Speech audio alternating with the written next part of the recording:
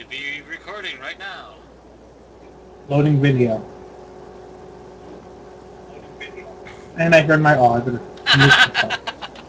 All right, I will save debate on that till, yeah.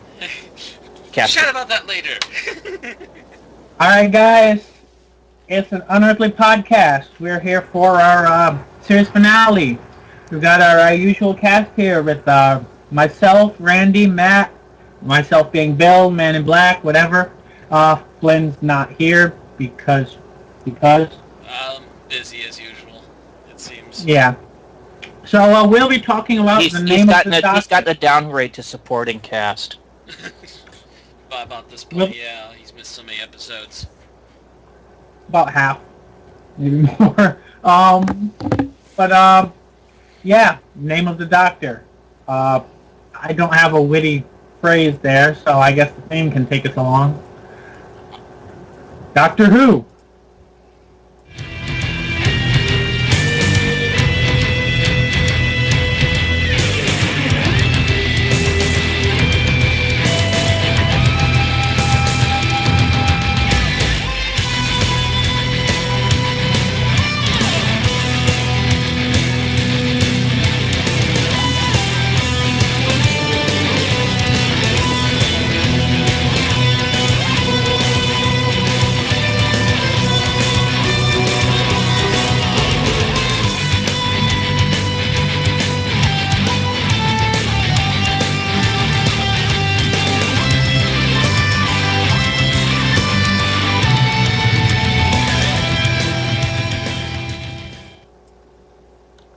Yeah, things sure happened this week, huh? Yeah, I'll say. What was that? I said things sure happened. Mm-hmm. Okay, so we want a summary for this? Hopefully one that was doesn't my end with summary. failing like a Muppet. Okay, I think I can do a little better at this. Okie doke. We start off in Victorian London, where we deal with a prisoner being in a cell, and someone's being escorted to see them. The prisoner is basically like a cross between Lord Blackwood from the 2009 Sherlock Holmes movie and Renfield from Dracula. He's shaking in his cell and muttering him to himself, very similar to the Sagreus poem I mentioned a few podcasts back about the Whispering Ones. Who, of course, goes to see him is Doctor Who's very own equivalent of Sherlock Holmes, Lady Vastra. Who in Doctor Who canon is the inspiration behind all Sherlock Holmes written adventures? Apparently. I'm sure that will be revised later, but... As long as Moffat is the writer, that's canon. That's the case, yes. Anyway, she comes to see him and asks why she's essentially there. He makes some very bizarre strains, and then as she's about to leave, he decides to cut a deal. A deal about a secret the Doctor has, a secret so deep he'd take to his grave, and it is found. It's kind of, he was trying to cut a deal before she even came in, but as she walked away, he finally said something that made her think of something other than killing him. He also mentions one name, Trenzalore.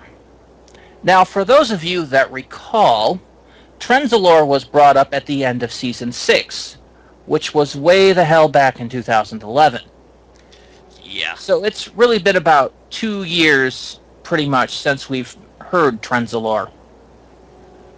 But that's what pretty much started the whole Doctor Who business we've had all season. So Vastra's very disturbed by this, so she decides to call a conference call. Conference call consists of her sidekick Jenny, Strax, River Song, of all people, and, of course, the current companion, Clara, which he did by sending her a note which got delivered to her 100 and some years later, where she lives. It knocked her into an unconscious state, and they're basically in a subconscious meeting in dreamland. And they bring this information up. They also bring up the fact that that he has given her space-time coordinates, and River is very disturbed by this. How this guy got this information, we don't know. However, as they're mulling this over, Jenny realized she forgot to lock the door. And basically the Whispering Ones come in and kill her. River hurriedly wakes up Vastra and Strax so they can defend themselves from this, but they are both captured. Clara wakes up to find the Doctor there. And filling him in, he realizes where they have to go. He pulls the space-time coordinates from Clara, and off they go to Trenzalore. The TARDIS doesn't want to go there, because you see, Trenzalore is the Doctor's grave. And while they don't explain why, apparently going there crosses the Doctor's time stream in a big bad way. So we get to Trenzalore, and it is a huge battlefield cemetery. Basically take the ones from World War I and World War II in Europe and magnify it by a few thousand degrees, and that's Trenzalore. With a giant police box. With, yes, a giant freaking TARDIS police box there. It's not just a TARDIS police box, it's the TARDIS. Apparently old, dying, and losing its dimensioning properties. Mm-hmm. Hence why it's getting bigger. Which just seems silly to me, but... That's silly for a bunch of reasons I'll discuss later.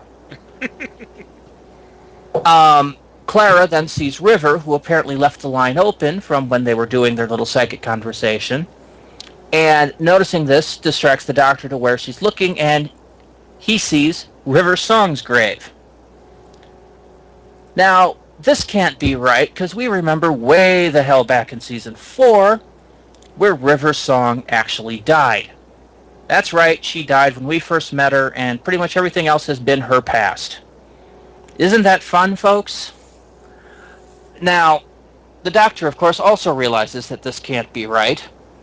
And as they're doing this, they're being distracted by, again, these Whispering Ones, which basically looks like guys in Victorian suits with no eyes and mouths. And very white skin. I have my own theories on this. I'll explain later. And River leads Clara into deducing that it's an actual hidden entranceway to the tomb. So the Doctor opens it up, and they go in, and they go for a little run. As they do, River explains to Clara that she's actually dead and is a memory stored in a computer, which is the end of the episode in Season 4. That hurries them along, and meanwhile, Vastra, Strax, wake up in the tomb and manage to revive Jenny. Pretty soon, they encounter what looks to be Dr. Simeon, but is actually, in fact, the Great Intelligence, who is the mastermind behind all this. He wants into the tomb and is using the others as bait to bring the Doctor, who, of course, promptly arrives.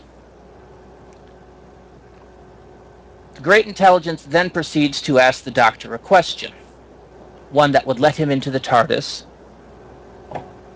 and that is, of course, what is your name?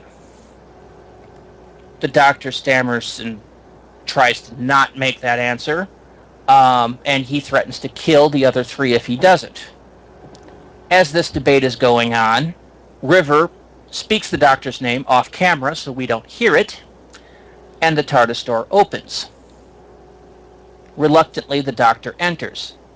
Inside, we find the current console room, overgrown with weeds, kind of a la Portal 2.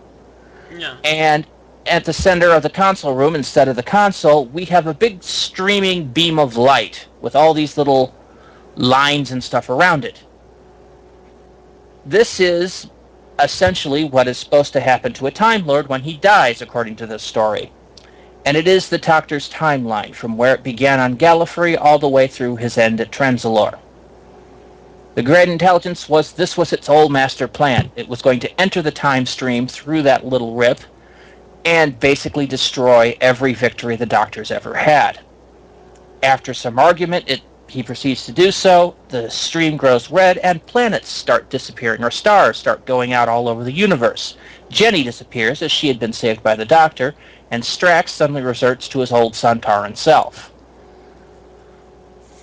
As the Doctor is twitching in agony on the floor as he's being physically rewritten, Clara realizes that this is what's happened. This is why the Doctor had seen her in the asylum for the Daleks, and why she was there in the Snowmen was the fact that it's her destiny to jump into the stream and set everything back to right. After some arguing, she proceeds to do so. Trigger a whole bunch of little flashbacks, and everything is reset. There's Strax, Vastra, Jenny, and the Doctor. But of course this isn't good enough for the Doctor, so he decides to go in after Clara. After actually kind of a heart-touching moment with River, he leaps into the time stream himself, which takes us to the end of the stream, inside the Doctor's head, with Clara landing there, being talked to by the Doctor, and as they look, they see a figure. Clara, who has seen every incarnation of the Doctor now, because she's been with the Doctor on every single one of his adventures, doesn't recognize him. The Doctor does, and wants to get away from him as soon as possible. When asked who he is, the Doctor says that it's himself. That the name he chose, the Doctor, is like a contract. And this is the one that broke the contract. That can no longer be called the Doctor. And cut to John Hurt as the Doctor, which will be upcoming in the anniversary special. I really miss anything? Not particularly. Nothing major, at least. Okay. Managed to get through that without flailing like Muppets. Okay. It's because I said anything that was going to. I was biting my tongue pretty much every step of the way. Yeah, just like literally going, Yep, that happens. I was afraid to talk because I would go off on a rant about something. I had a couple of asides, but that was about it. Anything in detail, I was going to go, I'll explain later. Which is kind of a Doctor catchphrase, especially if you've seen Curse of Fatal Death.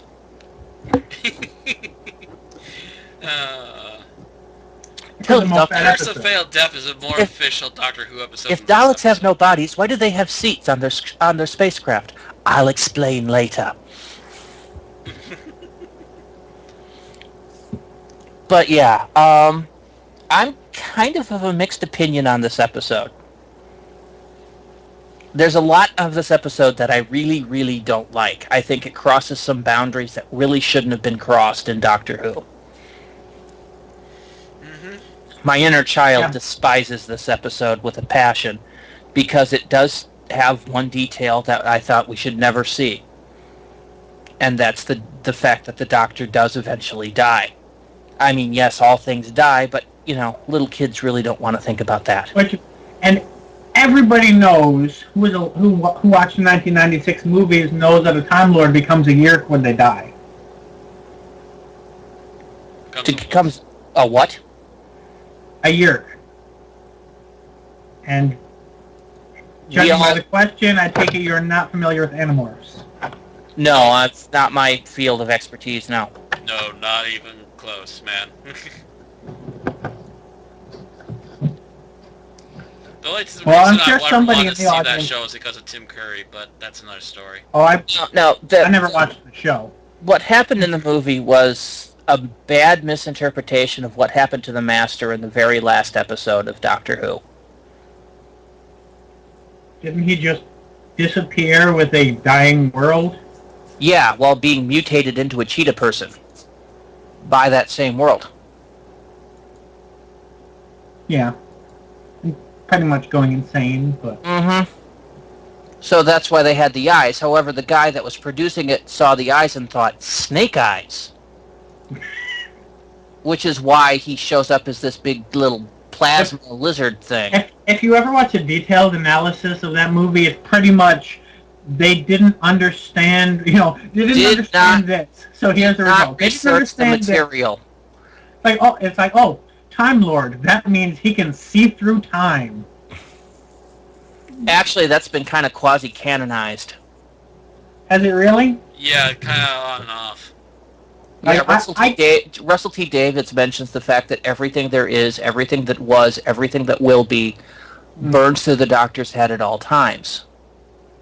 And drives him about half insane.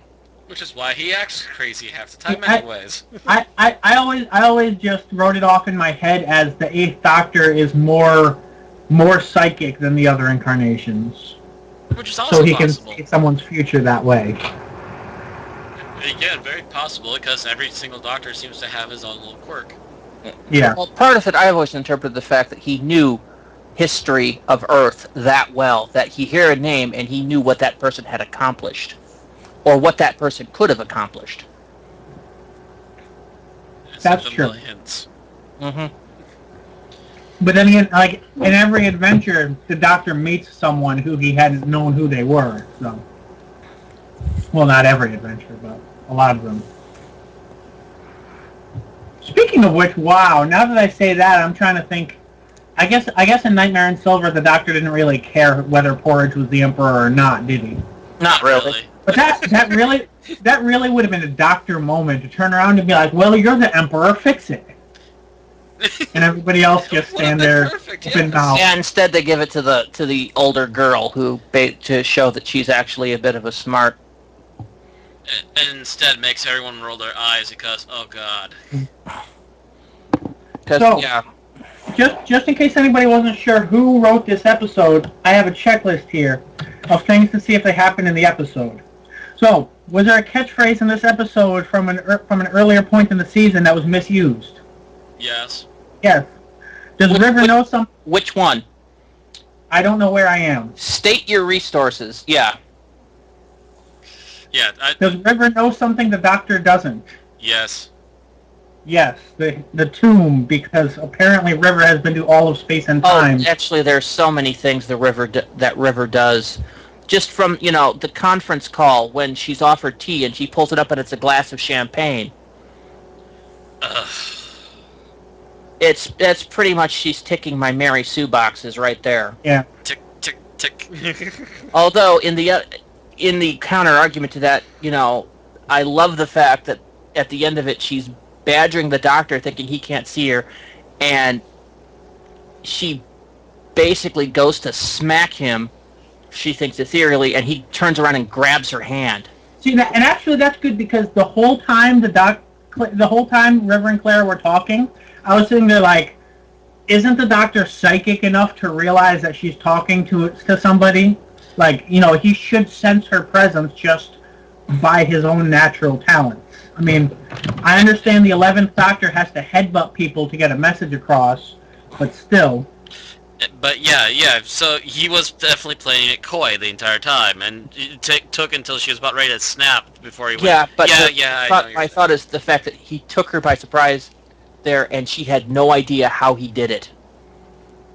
For because the first time main character. In several appearances of River, the Doctor was able to get one up on her. I think that's the first time that happened since the TARDIS exploded. Pretty much. Oh, actually, it's the first time it's happened since we were dealing with young homicidal River trying to kill Hitler. Yeah, true. Next thing on here. Can the Doctor's enemies inexplicably move across time and space with no explanation? Without changing. Yeah. Yep. So somehow it just walked from Victorian London to Trenzalore. Which is either that or it's one really freaking long-term game plan by the Great Intelligence. Considering the fact that the question is, how did the Great Intelligence get back to Victorian London in any form?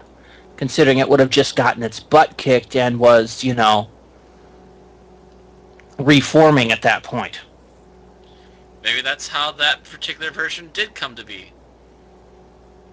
It really doesn't make sense, Matt. I know it doesn't make sense, but I'm saying maybe that's it. Here's how I see it with the Great Intelligence. His first appearance, Victorian London. Mm-hmm. Then he gets beaten by the Doctor. reforms, then there's the name of the Doctor.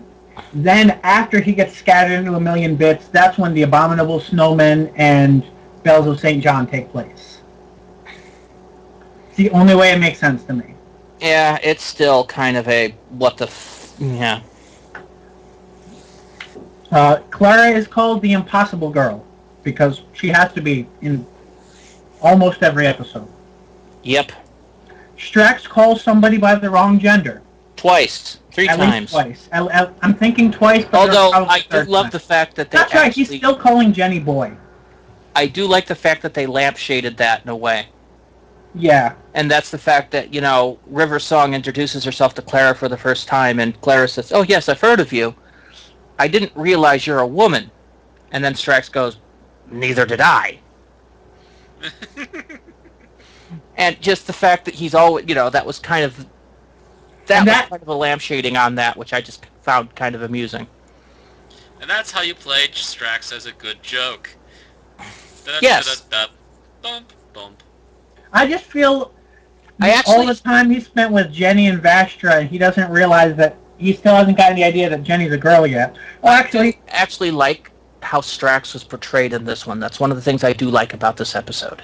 Except for that part, I like it, but I still feel the amount of time they've spent together, that running joke should have passed by now. That dead horse needs to stop. Either that, or he's doing it deliberately just because it annoys them.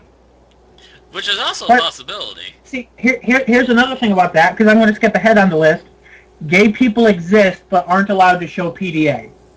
And you can't say it's just Jenny and Vastra, because it happens in every episode of No Fat Rights. There's a gay person, but they're never allowed to show PDA.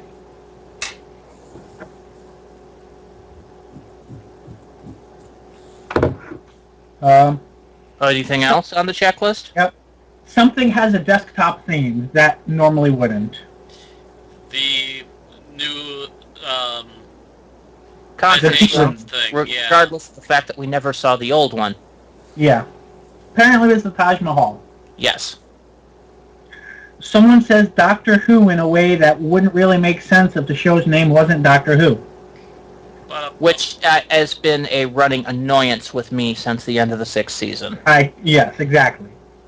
The Doctor's name is referenced, although it's kind of obvious considering the name of the episode. The name of the episode, and it's been the recurring theme all season, or at least half season. The Doctor crosses his own timeline. I feel like I don't need to explain that one any further, considering what happens here. Mm-hmm. Although, I would like to bring up, why was this such a big deal? The Doctor was dead. Pretty much your timeline ends on death. Well, the whole thing was, if you're a time traveler, you can never visit your own grave. You would think that means there are paradoxes involved, especially, I forget who I was talking with, but we were discussing the fact a sonic screwdriver taken 15 minutes out of its own timeline creates a spark and pushes the versions of itself apart. A Time Lord, who apparently his grave is the most dangerous place in the universe because he's time traveled so much, can visit his own grave and no paradox whatsoever. Well, the fact is that he is not supposed to be there. They imply that there's this huge earth-shattering paradox that should occur. And it never does. Nothing. No. But part of my question was, why was it implied in the first place? Because crossing your own timeline is supposed to be a bad thing. Yes, but his timeline would have ended by then. He's already dead. Yeah. You can't really change the fact that you're dead. Crosses the TARDIS's timeline. Unless you call that completely dead. It's really hard to tell at that, and that was part of what was also depressing me about now, this. Now, that said, walking into a representation of your own timeline that's supposed to scatter things about your entire life and not having any problem, that I feel like there's something... But mind you, that whole timeline scar thing is the biggest bunch of hooey that was in this episode. Yeah. That's for other things. I mean, why don't they just, find an untempered schism and throw them in there? Or here's an even better idea. About the same effect. Here's the TARDIS, there's a dying TARDIS there. Why not, somebody opened a hole to the time vortex, and that's what they walked through. That's what an untempered schism is. Yeah. thought the Untempered Schism was specifically the one That they refer to it hole on as Galaxy. the Untempered Schism, but Yeah. basically what it was a hole in time. Mhm. That remember the fact that Time Lords do have that infinite talent for pretension and pretentious naming.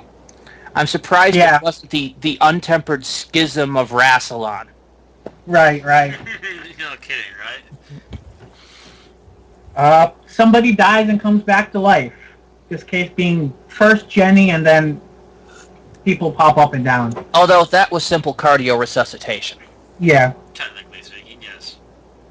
Although I think it happened late enough that she should have been brain dead before she got brought back. Depending on how much time there was that actually had passed. Yeah.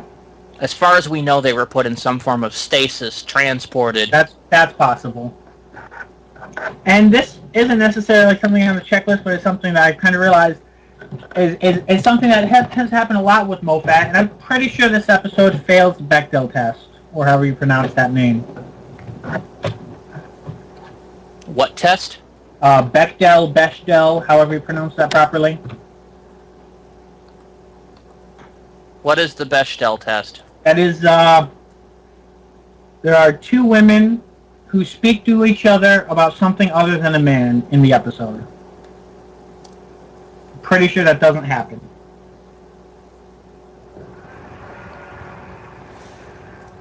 As far as I'm aware. Bechdel.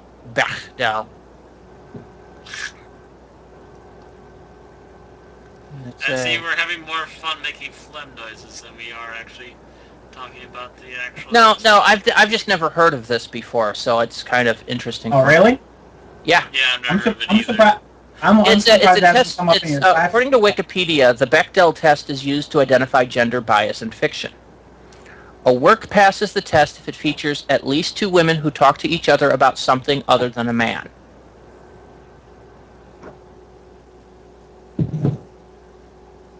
The test was originally conceived for evaluating films, but has since been applied to other media. It's also known as the Bechdel-Wallace test, the Bechdel rule, Bechdel's law, or the Mo movie measure. And Wikipedia has a list of films that have passed or failed this test. Huh.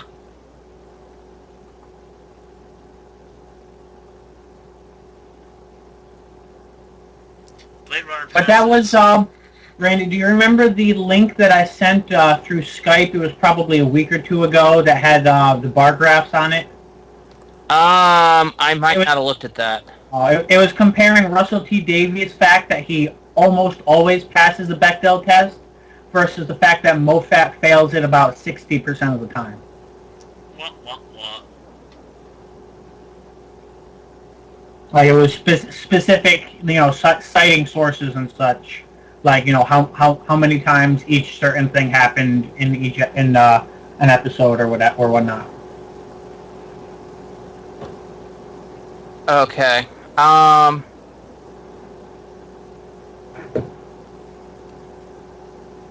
Alright, yeah. And the problem is, though, that really, the two females that we're talking in here are, generally, the show can generally be doctor-centric. That's the thing. We had four females in the episode, and every conversation they had was about either the doctor or the prisoner. So I feel like the Great Intelligence had a wider range of discussion than that, and he wasn't very wide-ranged at all. yeah, the question is, although really, the River and Clara do pass the Bechdel test in here, because they have at least one conversation on how the hell that she's dead. I like this picture. For those of you... Oh no, that eventually comes around to the doctor too. Never mind. Yeah. For Randy, who's probably not watching the stream, I found a picture here of a huge sign in front of Big Ben saying, "We don't want to know the doctor's name." You know what? I'm pretty sure that image has actually been around since the end of season 6. Yes. But it's still very much... Yeah, but ever since they did that whole thing, and by the way, here's something that's actually going to tie into the episode. on the fields of Trenzalore, when no one can lie or fail to answer. Yeah, great way to have some sort of consistency in what it means. Yeah. I love the way the Doctor didn't lie or fail to answer. Oh, he failed to answer.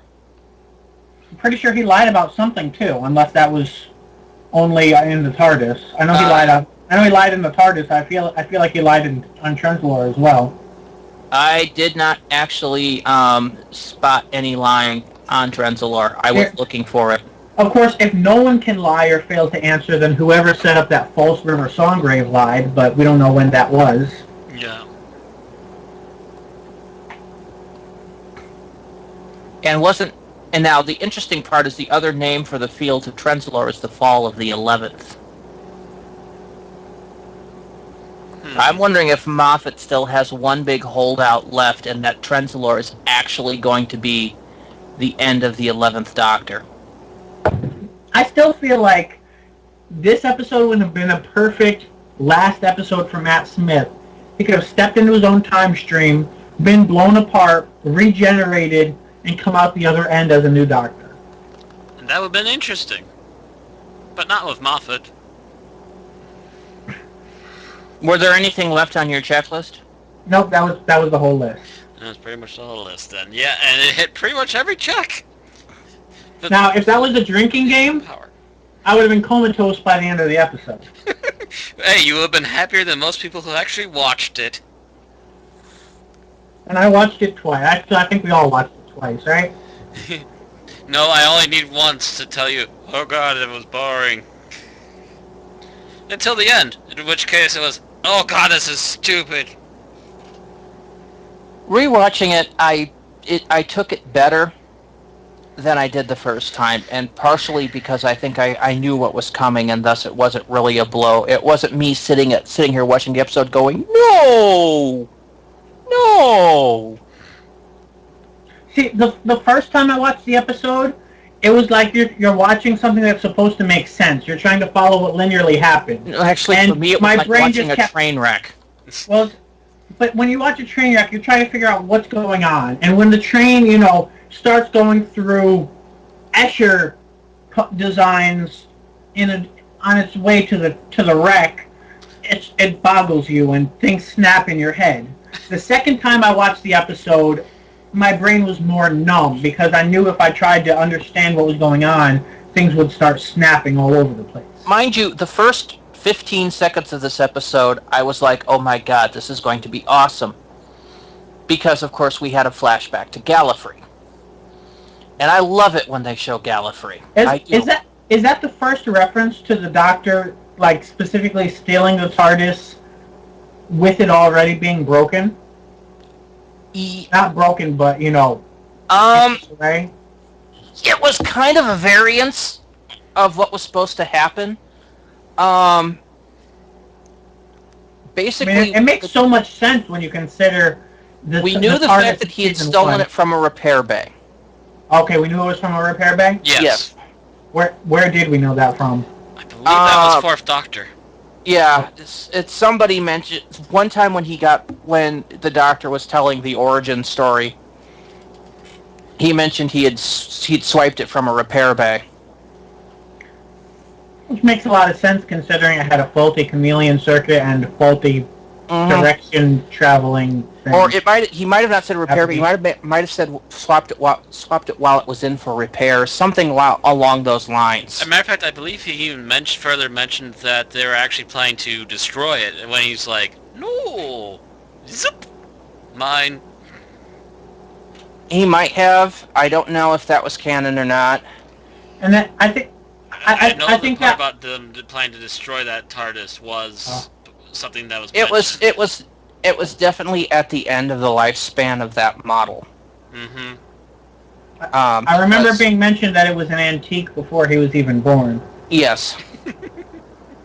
Although depending on how far you get into the written Doctor Who stories, that becomes clearly not the case, but it depends on what you go into. It is very interesting because the fact that as of the time of the Fourth Doctor, it is the only Type 40 TARDIS still in service. I do kind of like the way that scene kind of ties into the arrogance of the Time Lords, because the Time Lords are, who would want to steal a faulty TARDIS? Whereas any one of the Doctor's enemies, if they could get their hands on a faulty TARDIS, would be all over it. Oh, yeah. Well, mind you, the Master had like 3-4 of the suckers. Well, okay, the Master wouldn't want to get his hands on a faulty TARDIS, but imagine if a cyber had the Type 60s and 80s, man. Imagine if a Cyber Leader or a Dalek Supreme the Cybermen have tried to take over the TARDIS on at least 2 occasions. Yeah, so I mean that kind of points to the arrogance of the Time Lords, where they're like, what, an extremely powerful, time traveling device that's faulty? Who would want that? Raise hands. Entire room. Yeah, that's what I thought. Yeah. I wouldn't be here. We'd be traveling back through time and space to find Moffat so we could beat him over the head. Well, that is true. I might be busy kicking Moffat in the Ghiblies at the moment. I would go back to before he well, maybe I'd let him write curse. Maybe I would go back in time to around the area of time of season 3, season 4, and abscond with him, and he would never. No, I would be going while he was writing the specials, and I would kind of basically flag Russell T Davies and kind of do an aside and go, yeah, Stephen Moffat as showrunner, not the best idea. Well, no. I mean, look at the stories he's already coming up with. Look at that thing. Read it carefully. No, Silence in the Library was fine, Matt. His tenure during RTD's run, or his episodes during RTD's tenure were fine. He only did 2 a year, and he had the whole year to put his time into them. I'm kind of in the minority, and I didn't like Silence in the Library just because, and honestly, it was because of River. Her attitude during that episode, I just couldn't stand it. And yet, you could stand it when she got around to coming back in the Fifth Doctor, or in the fifth series. I didn't like her in seasons 4 or 5. In season 6, it kind of depended on what was happening, whether I could stand her or not. I couldn't stand her, period, in season 6, because I don't know, by that point her very existence was a bane-filled knife sticking into my ribs. Mm-hmm.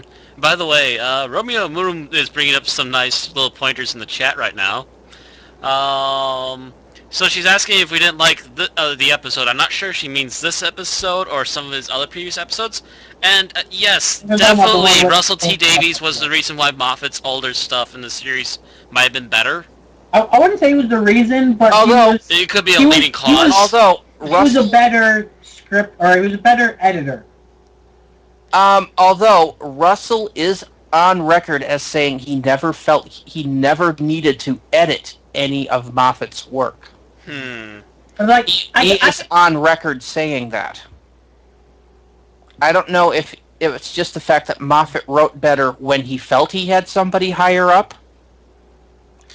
Or when he could if he felt that he was performing for somebody else rather than trying to have to be clever on his own. Or even, he could focus on writing one story rather than trying to outdo himself. And I was actually going to say that too, is that he only had to focus on maybe 1 or 2 stories compared to focusing on working on an entire season, plus an extra show that's going to happen in a couple of months.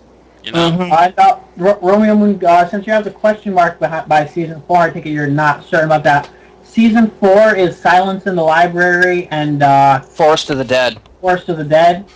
And then season 5 is the first Moffat season. Yeah. Yes, see, in the Forest of the Dead and the Silence of the Library, I didn't mind her. I felt there was something going on there, and it definitely hinted of something to happen soon in advance. But I didn't mind her yet. But then we get to the point where she should be developing, and she becomes more annoying. River Song. Well, I'm actually the opposite on Bill. I didn't mind River Song in the first one. I thought she was an interesting character. Mm-hmm. yes, there seemed to be something that she knew more about what was going on because she was essentially from the Doctor's future. I did not know at that point that they were going to be doing their entire existence backwards or twisted like that. Or that's what they thought for seasons 4 and 5, and then when season 6 came around, They they kind threw of that flat out the window. launch-wise. I didn't really like the whole backwards concept. I thought it would be great to take a slice of somebody from the future and show it there. Just and then you'd meet the person and it would develop as per normal. It was kind of like a preview bite. Yeah. Or I really would read say the that epilogue of a story first. I would also say that her spoilers quote didn't annoy me at first because, well, I guess she kept it more or less to one an episode when she was first there, but then she kept doing it every single episode and started even doing it multiple times, and that's when her spoilers quote got annoying. And that's kind of when all of Moffat's catchphrases became annoying, when he started hearing them constantly. Everything is cool, everything is the impossible girl. And the thing is that he uses so many catchphrases. So freaking many. Silence. They didn't use Silence Will Fall in this episode, and I was kind of shocked and happy, and it actually kind of would have made sense if they did, though, so it would have actually been a better place for it than most of the places it was used. Yeah. The thing is, the 10th Doctor had two. He had I'm sorry, I'm so sorry, and Allons-y. And he had what? Okay, yeah, that really wasn't a catchphrase, though. He used it as one, though. I don't know if that was David or if that was Russell or if it was a combination, but he used it as one. I think that was actually a reference to the Second Doctor, because he would sometimes do stuff like that, too, when it came to dialogue. No, it wasn't what. It was that what. What? Yeah. What? It was that. Yeah. It was that what, explanation what, flat what. Right. That's what I was paraphrasing it to be faster, but... Oh, yeah, I see. You did it faster, I'm like... I didn't think he used that one enough to become a catchphrase. Yeah, he used it maybe a grand total of 3 times. Yeah. It was anything, it was usually the finale ender. Mm-hmm. Or it was used once in Time Crash. Voyage of the Damned. Once in the Runaway Bride, once at the beginning of Voyage of the Damned, and I think that was it. And then Russell kind of snuck it into the last episode of Torchwood. But it wasn't the Doctor. Yeah. Arg. I mean, the Ninth Doctor just had fantastic. Which was fine. That was perfect. That's all we needed from him. And really, it's... Actually, that was a great Doctor line. Unless you consider him referring to humans as apes to be a catchphrase. No, I expect any Doctor to do that when they're pissed, really. Yeah. That's an angry Doctor moment. He did it the most of the new Doctors, or probably he was angrier than most Doctors. Doctors. That's what I mean. So you could almost, maybe a personality trait more than a catchphrase. But then you had 10. He used fantastic a little at first, and then he kind of latched on to Allons-y. And actually, I think I'm sorry, I'm so sorry was pretty much an RTD writing standard. Because I think the Ninth Doctor used it a couple of times too. And it was used in Torchwood a few times as well. Jack started to use it after he traveled with the Doctor. So you could kind of say that Jack learned it from the Doctor. Mm-hmm. I would also say that Allons-y is actually not a bad thing for a Doctor because he was noted in the first Doctor as being a fan of French. So then we get to the 11th Doctor. And we start out with Geronimo, said pretty much right off the bat. Yeah. Yeah, it was like one of either his first or second line, pretty much. It's his first episode closer. Yeah. Which is the end of time. Right. Then he gets the whole bow ties are cool, which then expands into blank is cool. There was still not Ginger, I'm a girl, Geronimo. Still not Ginger doesn't count because I'm saying as far as the first 3 lines of that Doctor, I think was still not Ginger, I'm a girl, Geronimo. Mm-hmm. There were a few others in there. There were a few others in there. There was a whole rant that ended on Geronimo. Francophile? Okay. What the hell? Talking about being a lover of the French language, that would be a Francophile. Ah, gotcha. Well, it was more than just language, but yeah, even the first Doctor was apparently crazy about the French. That's why he Well, liked visiting it. the 10th Doctor had that fun thing with Alonzi because he always wanted to meet someone named Alonzo, and then he did. Mm-hmm. And then he set him up with Jack so that Jack could get over his post killed his grandson depression. Post killed half his friends. Bit. That too. God. You join Torchwood. You join Torchwood. Your employee card has an expiration date on it. That particular week was his boyfriend and his grandson. I think that was pretty much the only fatalities Jack cared about. And I think that somebody week. coming back from the dead only to die again, or was that the season? That was the previous season. That's previous seasons, yeah. It's hard to tell. Corpses dropped like flies in Torchwood. Well, remember, 2009, there were, 5 episodes of Doctor Who and 5 episodes of Torchwood. That's how you remember it. The short seasons happened together. Whatever RTD was doing that year. And then in between we had Sarah Jane Adventures. God, I missed that show. Yeah, I was just gonna say I missed that show. It was aimed for kids, so it was a little lighter, and it didn't start the good, but it got better later on in the show. Oh, they started cooking pretty quick. Did they ever get rid of the Slovene? Because I'll start watching when they got rid of them. They came back every now and again, but their performance was a lot better. Oh yeah, it felt more natural in Sarah Jane. Yeah, it felt more natural in Sarah Jane, and that they really kind of toned down the fart jokes. Okay. Yeah, they could pretty much actually because that was my main problem with the Slovene. Just because I think they pretty much the Slovene pretty much stopped wearing the skin suits. They got upgraded versions, yeah, and then they also stopped even using them at all. Yeah, so when they'd show up, they'd just be Slovene as Slovene. I don't understand why the Absorbaloff wasn't a Sarah Jane Adventures character. Because that hadn't actually been fully written yet when they did the Absorbaloff, and the Blue Peter disclaimer said monster for Doctor Who. Yeah. It was pretty much after they got handed the Absorbaloff, looked at each other and winced that they said, yeah, we're not letting Blue Peter do that again.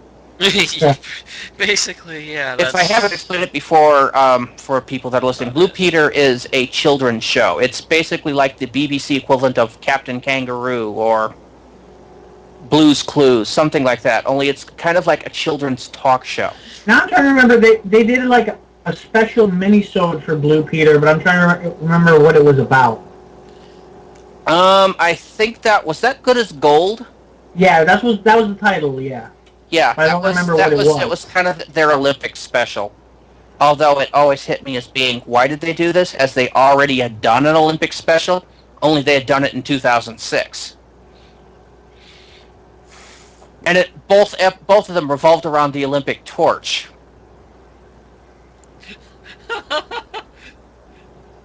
Really, I mean, as it turned, it should have been eventually, Matt Smith taking the torch from David Tennant at that point. Right. I'm sorry, Sylvester McCoy has the perfect face for this episode right now. Speaking of which, that segues into what I was going to say, which is, either this is going to be really long, or we should actually talk about the episode in question. Yeah, I know. We got sidetracked. I think it's some of the really big things that we don't want to think about. We're kind of afraid to mention. So we should probably talk about some of those things. Okay. Issues with the episode. Flat out issues. Stuff that we think was wrong. I didn't really see continuity errors. I looked. I always look. I didn't. Unless you count the whole paradox, lack thereof thing as. No, I meant continuity as from previous episodes. Oh, previous episode continuity. Well, the Trenzalore thing that I mentioned was kind of the Trenzalore thing that you mentioned. Yeah, like that's kind of a big one considering how much of a big deal it was supposed to be.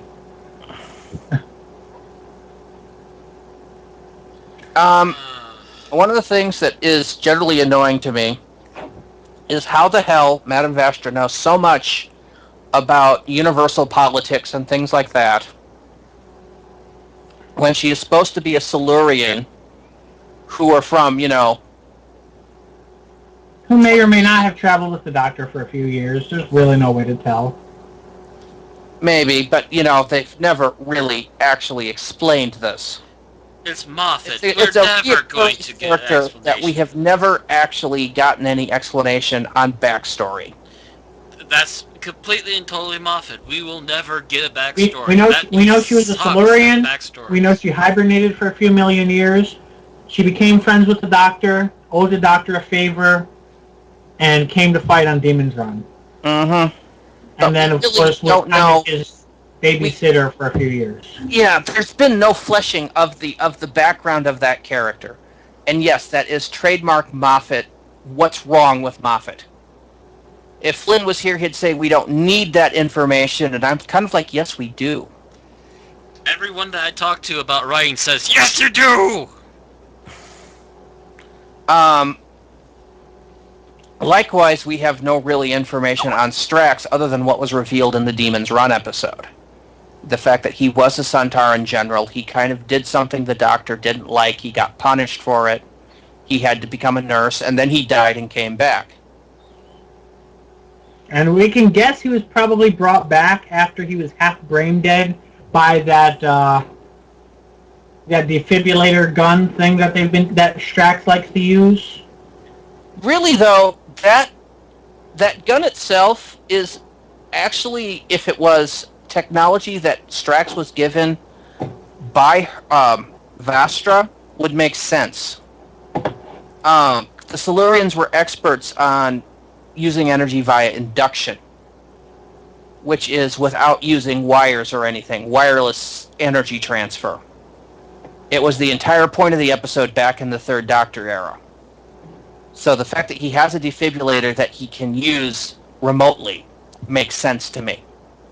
Okay.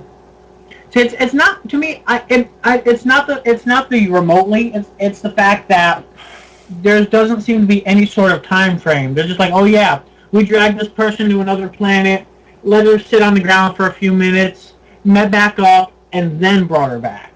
Yeah, there's some issue with that, but really, like I said, they're the fact that they were captured in 1890 something by a race of people that didn't really, or by a bunch of people which shouldn't really have had any technology to put them into stasis. Right. Or any technology to travel from space in either.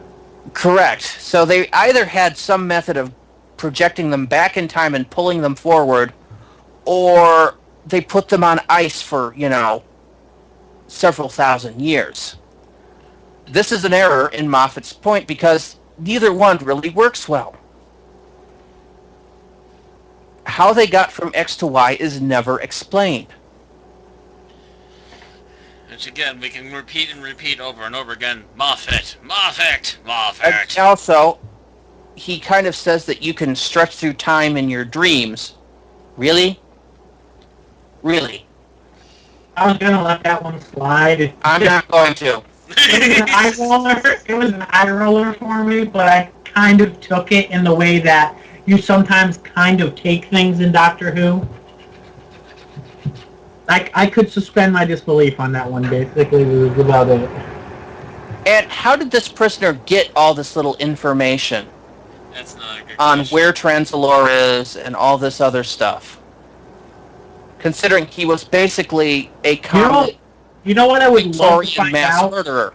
I would love for him to turn out to be like, for him to be Glitz, having been brought back in time by somebody driven insane, and have just happened to have this information that he was going to sell or something.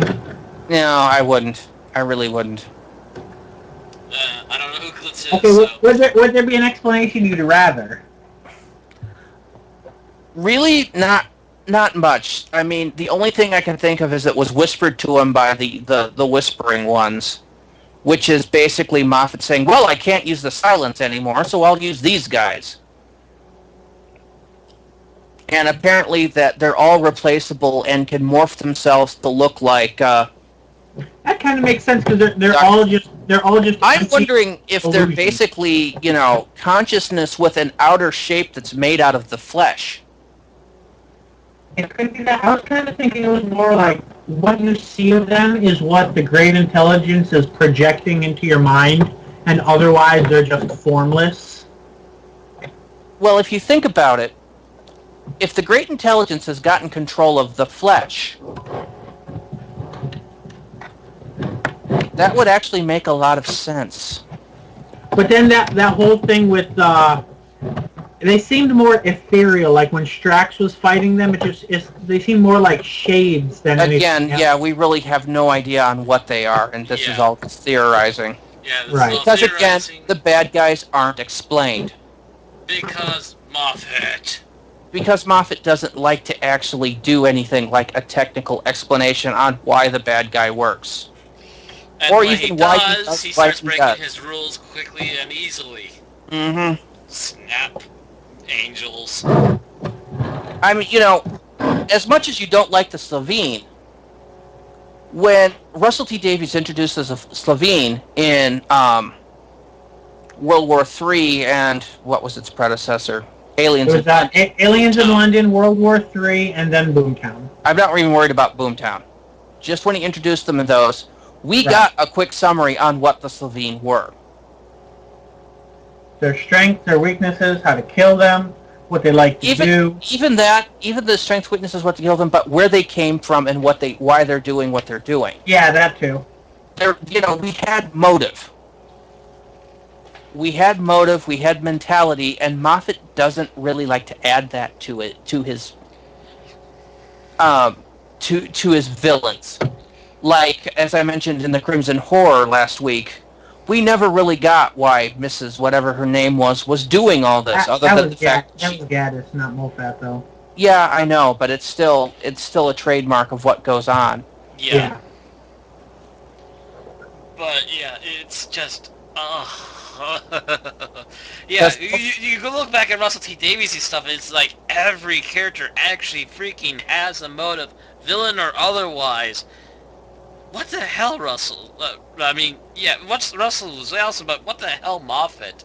Yeah, you see, the thing is about Mark Gatiss is he's basically like Moffat's lackey. Yeah. He's trying to do his best to be Moffat, but he's not quite there.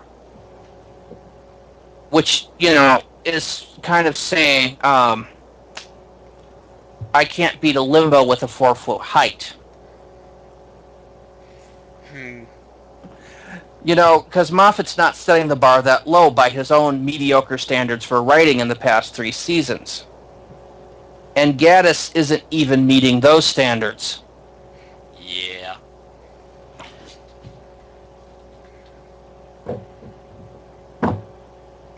Give us more Neil Gaiman. I want more Neil Gaiman. If any of us ever want to get something signed by Gaddis or Moffat, we just better hope they don't listen to this episode. Hate. Hey, if you can't take your critics, Charlie boy. Anyway, then of course we get, the Trenzalore itself, the dying TARDIS, and the whole dimensioning losing it, which is really just an excuse to have a ginormous TARDIS looming over things. Really doesn't make sense. How we've been explained how the TARDIS works. I feel like the TARDIS dying without an explosion. Yeah, that's. The way the TARDIS works seems to change from episode to episode anyway. Yes, it really does. Especially with Moffat at control. From showrunner to showrunner. I kind of feel like each Moffat episode is set in a different universe from the episodes that came before it, because the way the TARDIS works from, the Pandorica opens compared to the Doctor's Wife, compared to Journey to the Center, compared to Name of the Doctor, it's different each time. And and that's just the most obvious example. It's kind of a really an example of writing a show without having a series Bible. Yeah. I think have I brought this up on previous podcasts? Not in such words, but okay. I think I know what you're talking about. Mm-hmm. Shows like Buffy, shows like Star Trek: The Next Generation, shows like other shows in the Trek series prior to Voyager, and other modern shows that have this massive continuity porn.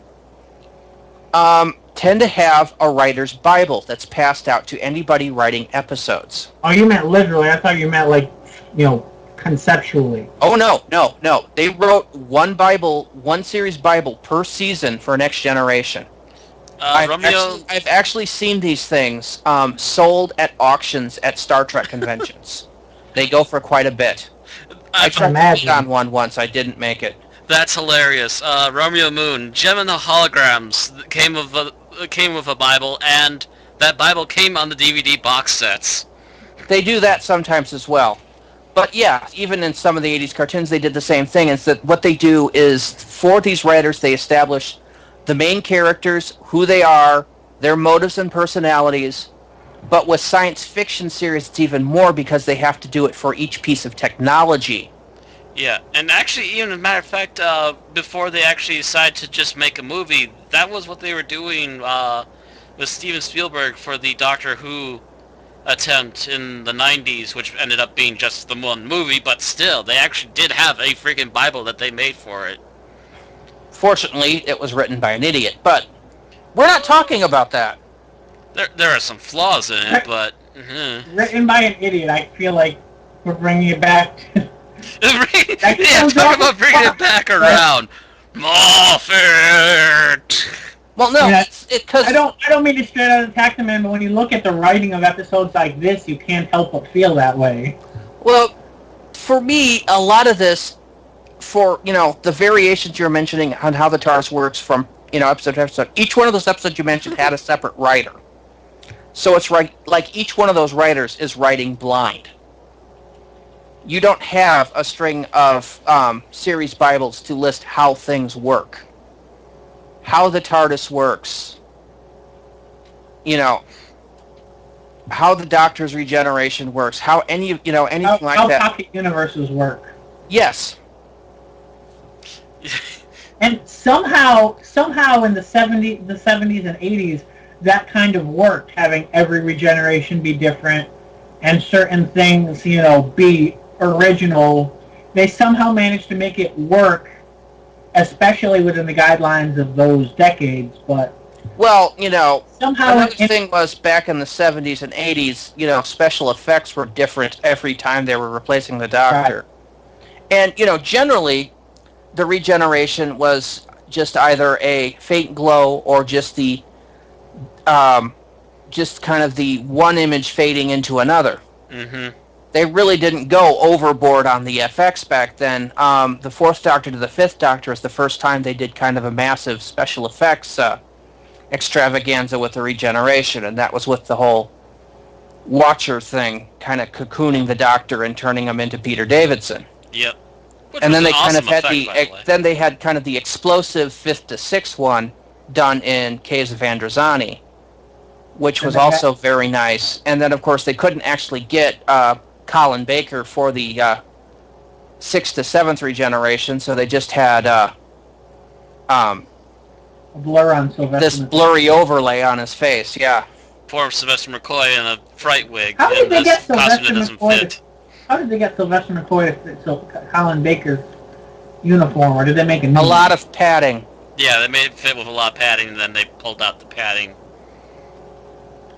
But, I remember Davison talking about how the pants that he wore in the show aren't usable anymore because they made everything bigger for Colin to wear. Yep.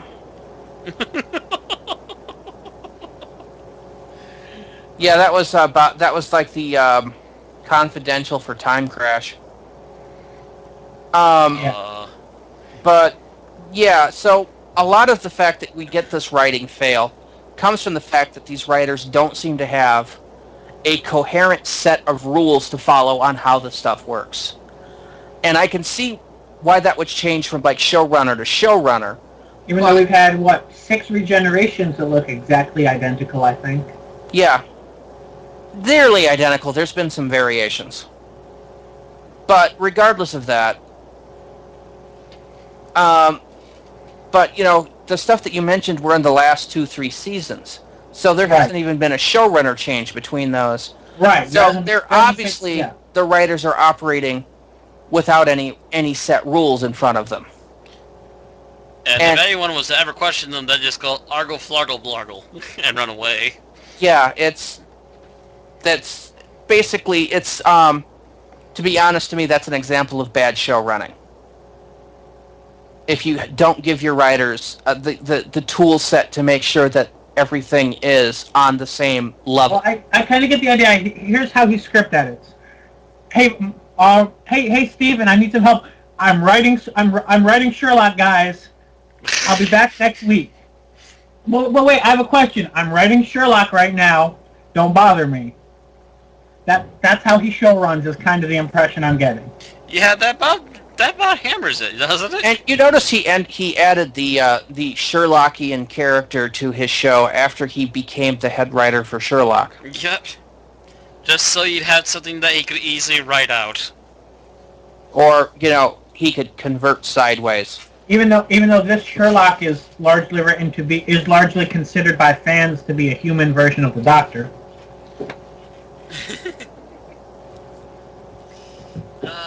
I might actually have to watch that now, but still.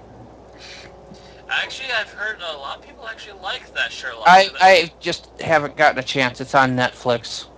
Yeah, but I've been hearing a lot of people who actually really like it, but I'd sit here and still go, I don't care. I'd rather watch Doctor Who. You're ruining my Doctor Who, damn it. Like the fact that we're losing half a season of Doctor Who a year so that we can get 3 movie-length episodes of Sherlock out does not seem to be an equitable trade to me, as someone who'd rather watch Doctor Who than Sherlock. Agreed there. If he really is having that much trouble trying to handle both shows, then he needs to step down from one or the other. Exactly. If what he really wants to do is Sherlock, then he needs to pass the torch on Doctor Who. Very seriously needs it. Because Doctor Who is the BBC's flagship series. It is the one that has been getting the most attention since 2006. Even more so than Coronation Street, and that says something. Oh wow. Apparently Sherlock is actually now starting to suffer, actually. Apparently it's suffering from a lot of time jumps, and they killed Moriarty. Oh, they'll reveal he was actually living in a ring. Actually, I was just starting to think that myself. Actually, I have a hard time, because right now in my mentality, Sherlock Holmes is Robert Downey Jr. I never watched that movie. Movies, there's been 2. They're making 2 more. I don't think I'll ever be able to watch something with Robert Downey Jr. and him without picturing him saying, "We have a Hulk." I can do that with these movies. He's different enough from Tony Stark that my brain buys it. Which is funny because the person I know who's seen those movies pretty much is under the impression that he just plays Robert Downey Jr. in everything he's in. I don't know. I really like those movies.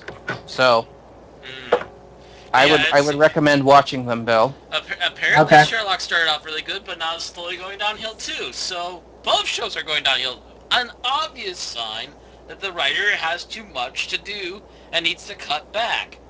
Which is actually a sign of some quality of other shows from what I've been hearing lately these days too. Well, it's very hard to do 2 shows at the same time. Or 3, or 4. Joss Whedon. Unless you're Joss Whedon. Joss Whedon. When he split off Buffy and Angel, he started focusing on Angel, and he let up on the creative duties for Buffy. I can see that because in the middle, Buffy was kind of weaker than it was in the beginning and the end. Mm-hmm. But I look at it, Buffy's last year, Firefly's first year, and Angel's second to last year, as far as I can tell, were all the same year. And that was a damn good year for all 3 shows. Mm-hmm. I don't know how he pulled it off, but yes, when he originally was working on Angel, he had to focus more on Angel. So he only came back for the crossover episodes for Buffy and handed most of the executive producer work off to somebody else. And I think he became like an associate producer or something.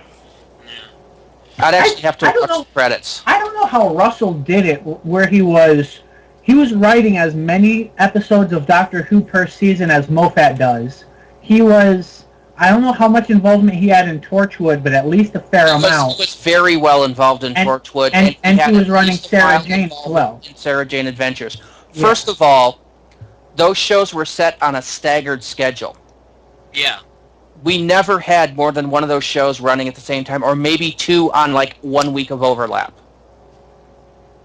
So at most, production would gear down for one at the same time the other one was starting up. So actually, Russell had perfect timing for those. Yes, but it was one of the reasons he did step down was the fact that he was burning out badly. He can come back any day now, please. Please. And I think his I don't know if it's, I don't know if his partner or husband or what Russell, was also we love having. you. Come back. Kick Steven out and take over again. Make our Who happy again. I don't know if I'd want the same person to come back, because that's kind of a thing about Doctor Who is keep moving forward with new production teams. I wouldn't want, well, actually I kind of would want Tennant to come back, but that's just I like Tennant so much better than I do Smith. Well, dude, give Russell T. Davies some time with Smith. I guarantee you, your opinion of him will probably turn right around. You'll actually write him an ability to act. I mean, again. I'm not Smith. Based on what we've seen, Smith can act what he's given. Mm-hmm. He's just been given crap. I have nothing but respect for the way he, as an actor, has handled the Doctor. Yes, he is essentially our modern-day version of Colin Baker. That's what I'm seeing here. I can see that. That's true. Colin Baker's given a lot of hate from the fan base, and it's totally unjust. It's totally unjustified because a lot of his characterization came down from on high, and he was basically acting the way John Nathan Turner wanted him to, and acting in this very specific, unstable, crazed manner that was not what he wanted to do with the character. I've seen one long serial with the Sixth Doctor in it. Mm-hmm. That was written by Nicholas Briggs. And I've got to say, he went from being a doctor I had little interest in, other than just the fact that he was a doctor, to being the Doctor that I kind of really want to see more of, just because of the way he was in Sands of Time. The way Colin portrayed him and everything. You can miss the Trial of the Time Lord, but watch the rest of it, the good and the bad, and then go to try to grab some of his stuff off of Big Finish. Even his first episode? Even the first episode, though, you might have to take a pint of Malox with it because it's really bad, but it's still good to get, just to, get through the good and the bad with that character. Although, from what I understand, Colin was good in Trial of the Time Lord in terms of, like, his arguments with the Time Lords and stuff. Yes, he was coming out strong at that point. He acted well. It was just the fact that one is just... he had to act well against a lot of bad ideas is the problem. A lot of simultaneous bad ideas, because, that was also them trying to adjust the show after the 18-month hiatus to make the higher-up boards happy. Oh, yeah. Romeo Moon is mentioning some more stuff again.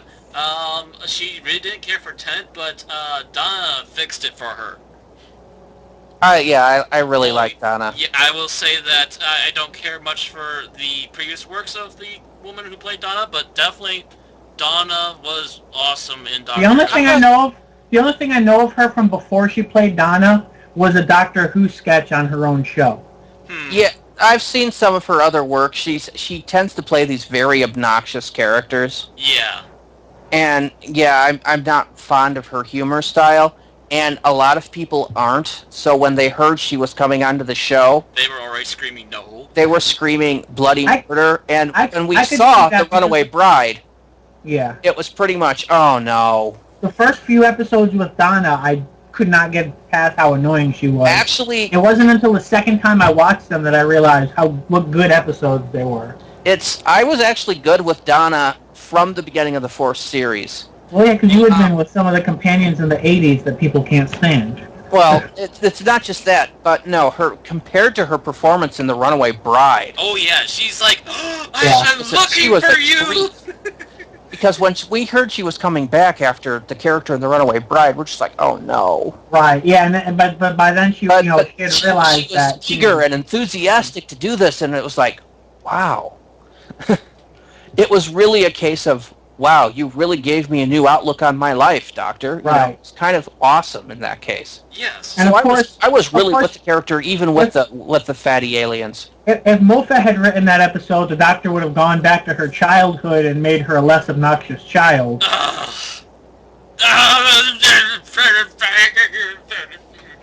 Which really should be under the lines of things you do not do, but that's going back to the Christmas Carol one. Yeah. So, name of the Doctor. Any other? What's the next major thing we want to bring up? Okay. Do we I'm have kind another of thinking we're saving. I'm kind of thinking we're saving the pros for the end of the episode. Well, there any other flaws with the episode other than the fact that the concept is inherently flawed from the writing stage? I would say, other than the fact that certain things make my brain break just trying to think about them, never mind discussing them. Give me one, Bill. Give us some fodder, Bill. The time stream portal that leads to a room that also leads to the Doctor's entire life. Yes, first of all, I will say that one is just pure bunk from the beginning. You know... And it turns red when the... What? It turns red when a bad guy walks into it. Ooh! Jesus. That's pure writing crap. It is. You know, We're making the glowy thing red because something bad is happening. And, you know, he didn't really say it was a Time Lord. He's basically saying that any time traveler, that basically happens when they die, is that there's this lingering scar That's in bogus. time of what happened with their life. Yeah, because that's Dear what... God, that's wouldn't what, those things have been a dime a dozen on Gallifrey? Not to mention on Earth. Because that's what happened when River died, wasn't it? Not Right? that I'm aware of. When No. River died, that's exactly what happened. Right. Yeah, sure. The library machine became a giant portal through time and space. Not.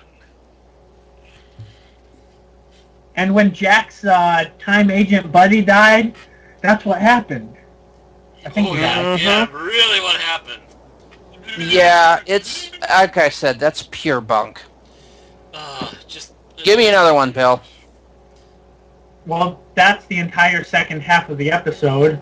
But, Clara becomes... I'm still trying to figure out what the Doctor Very stepped Sue the into and universe. what he came out at the other end.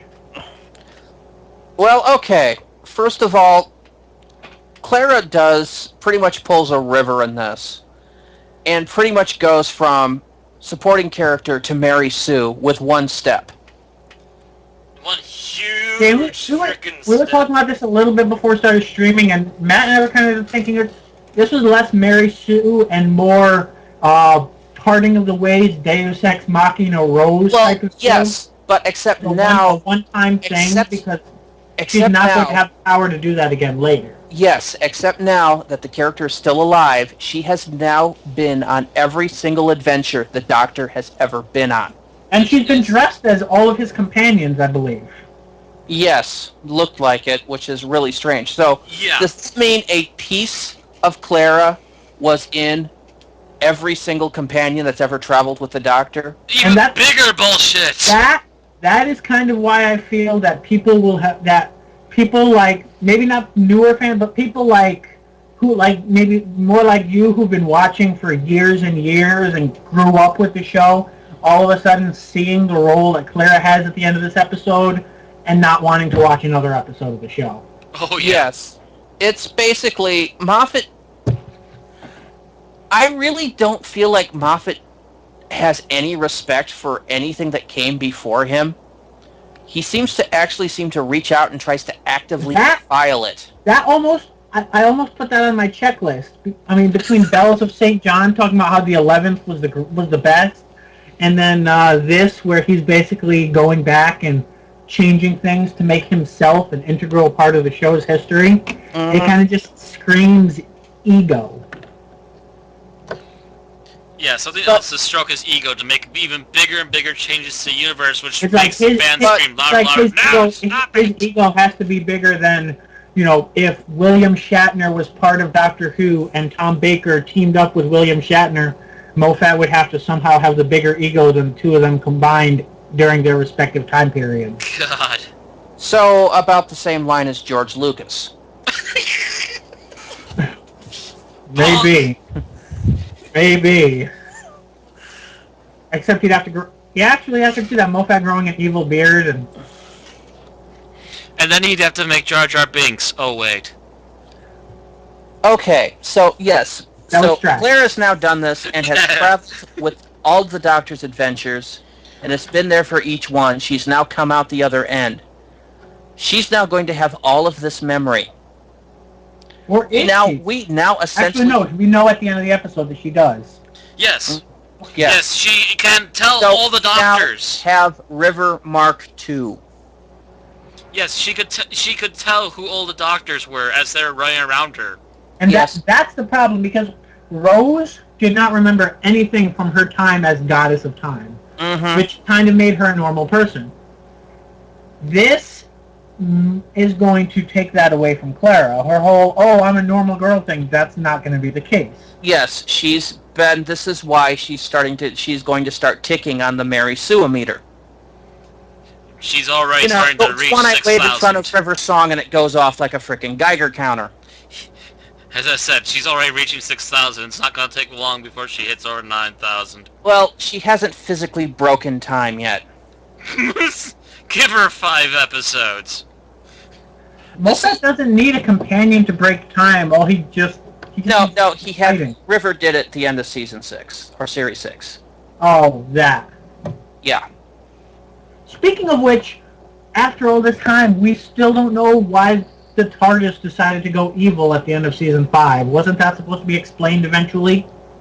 Yeah, but Moffat doesn't care. Moffat doesn't care because Moffat is Moffat. Moffat doesn't I explain feel- anything. Moffat is Moffat. Moffat is like the honey badger of scriptwriters. You try asking, demanding things of it. Honey badger don't give a frick, and neither does Moffat. So, yeah. So, we're going to wind up with Clara basically being Supergirl. And we've known that she's already been signed on for Series 8, as has Matt Smith and Stephen Moffat.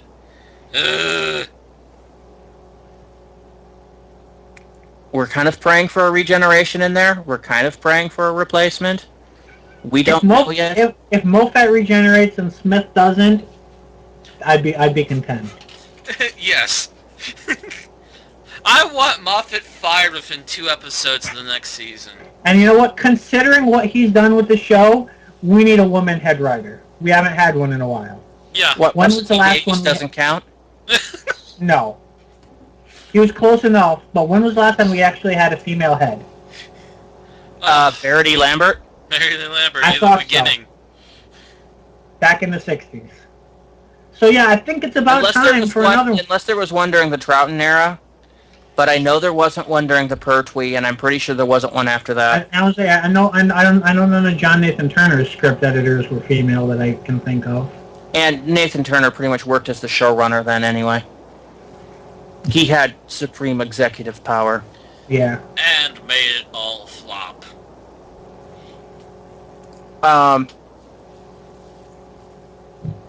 But yeah, we really need to change up. I don't really care if it's a man or a woman, Don't just care if as you're long black as or they're white. good and talented and not going to try to overload themselves.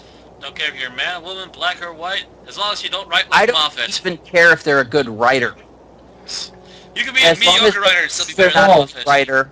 Is and just- George Takei working on something right now? Oh, we could use him, yes, please. That would be fucking awesome. Doctor's new catchphrase. Oh my. I don't know. That might be a little That would overboard. be singularly frightening for me. That might be even more horribly horrific. Dude.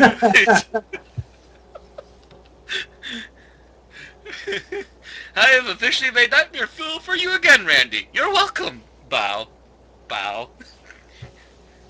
No, I meant George Takei doing that because I don't know. There's something innately British about Doctor Who. I am a little bit of a regionalist when it comes to the show. I kind of feel like it should remain in British hands.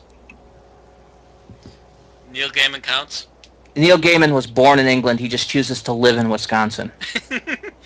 He's a little crazy for that, if you ask me, because of the winters, but okay. But then again, we're talking about the man who wrote Sandman, so what am I talking about? Crazy yet awesome. Mm-hmm. He grew up on the show. He understands what it is. Mm-hmm. He could write better than Moffat any day.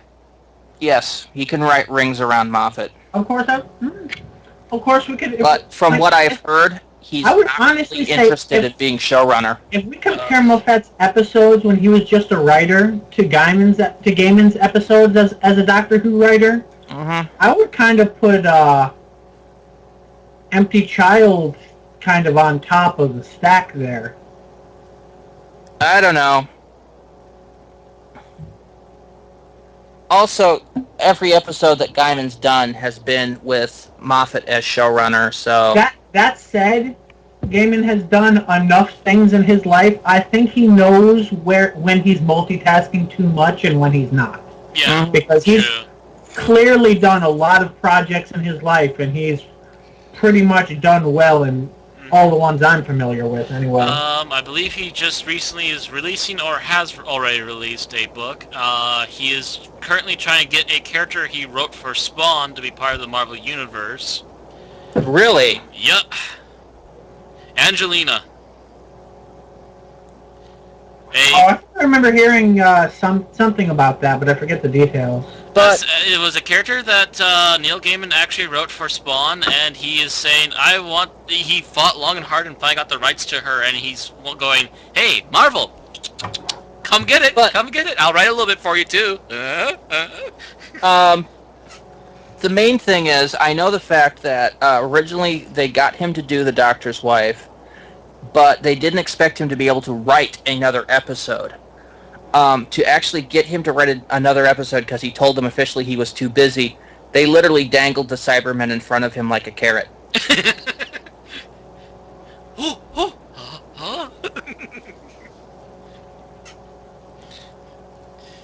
And even though it was not exactly the world's greatest Cyberman episode, it was still a very competent episode. Yeah, I mean, I'd be still hard-pressed to find one that I like better than in the new show. Yeah. I mean, unless you count Army of Ghosts and Doomsday, which I wouldn't necessarily say it was good, it was just freaking awesome in terms of fan wankery. Pretty much. Even Russell T. Davies admits that.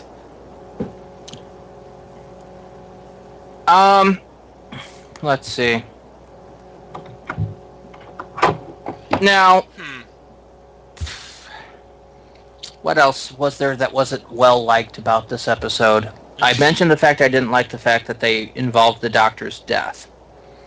How about the extra Doctor at the end? We've kind of touched on that. So, who wants to explain the rumors that this kind of... I will explain it as far as I understand it.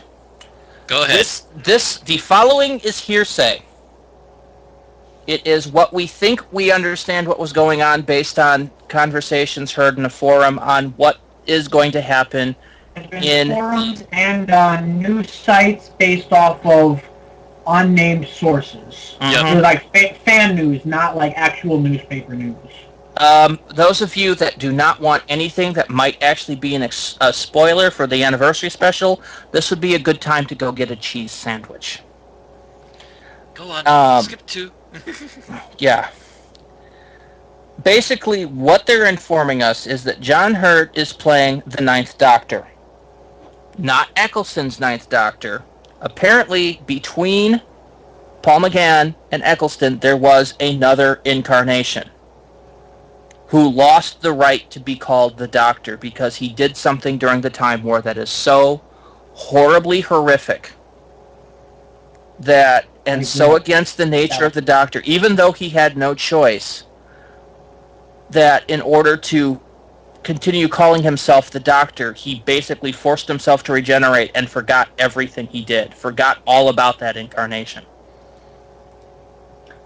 Now, if something, and now the fact that this is out in the open, the Doctor's going to start remembering it. If this sounds familiar to any Star Trek fans out there, it's very similar to Star Trek DS9's Joran Dax plotline. Now, what this means is the fact that basically the 50th anniversary is about to reveal that the Doctor basically apparently had to spend some time as some form of complete monster. Or at least as a soldier, which is kind of what we knew he had become during the Time War. But more so.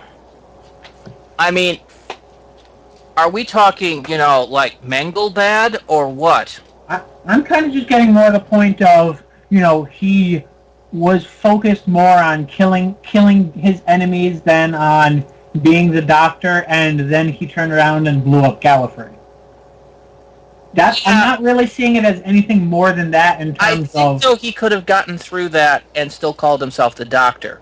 There has to be something more.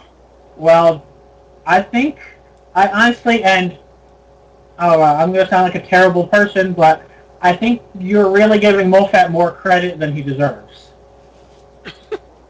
I really think if Russell T Davies had written this, I would say, okay, there's some sort of hidden thing we're going to discover. Here, I think this was the gimmick, that was the explanation, and there's nothing more coming. So if this is going to be a gigantic, colossal letdown, I think all of the terrible things are things that we already know about. That's what I think. I don't think there's more to what. And if so, this is going to be the most disappointing special. In a way, I'll be relieved, but in another way, with all this lead-in, it is going to be absolutely disappointing. Because the Doctor knew he did all this. Why would he have forced himself to forget about this one incarnation and yet remember... The whole forgetting thing wasn't so much what we've seen so far. That's based on this fan speculation we've seen. Whereas the 11th Doctor seemed to clearly know exactly what he was looking at and who he was talking to. The whole forgetting thing, I think, was something that fans concocted as a way to try and ease themselves into the water, so to speak. Yeah, I guarantee you this is not gonna be how it happens, but what I'm hearing from Romeo Moon again is sounding really awesome. Like having a bit of the Master somehow controlling the Doctor inside of his head. I'm pretty sure that's not going to happen. I'm pretty sure it's not going to happen, but would it not be epically awesome? The thing is, based on what we know of the Doctor during the Time War, we know that nothing of that nature is possible.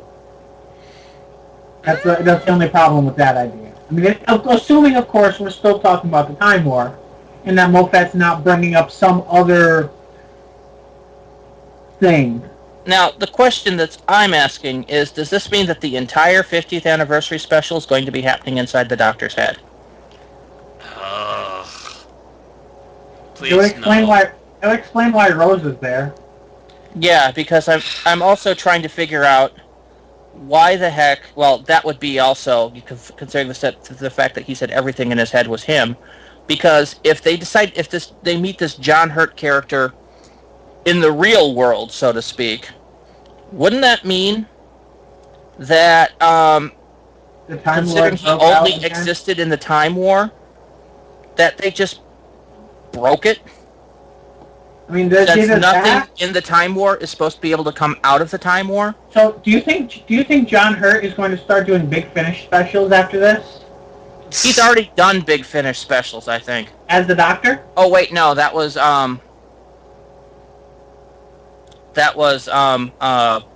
David Warner. David Warner is awesome. I would have preferred him as the other Doctor. Yeah, he'd be more intense that would actually badass. be very appropriate. Mm-hmm.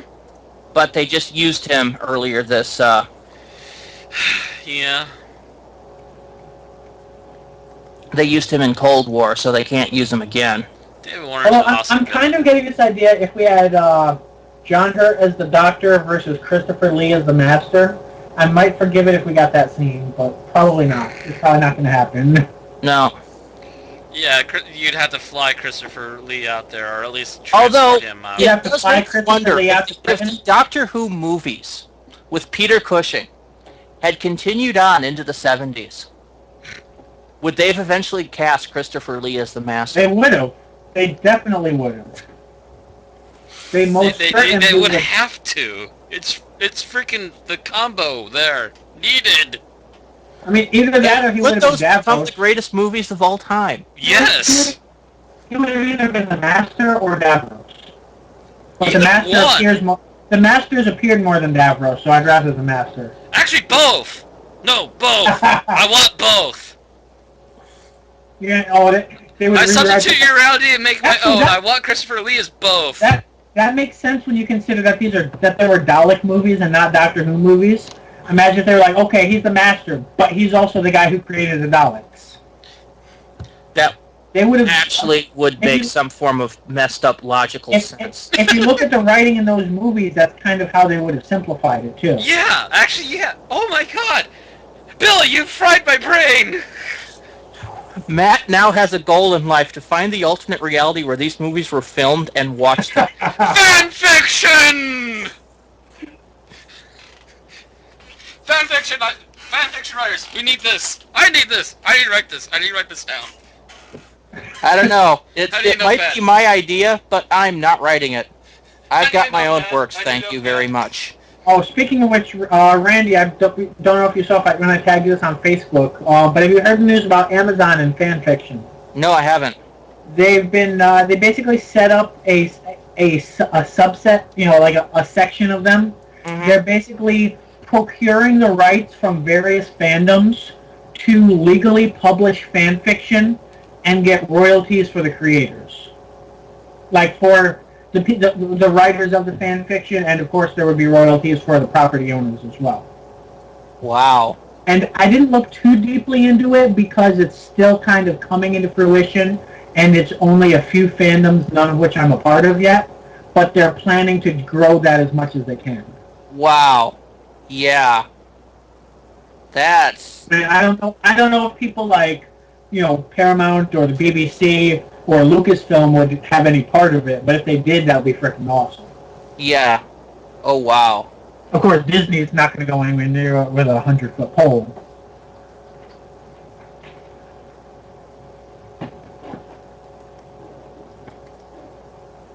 Wow. Yeah, I'm sorry. That's mind-shattering for me. Yeah. But we're not here to talk about that. No, I figured I'd mention it. Yeah. Actually, we're getting close, so we should probably start mentioning what we actually like about this episode, if anything. What we liked. Well, Murray Gold was up to his usual impeccable standards. Yes. The music was...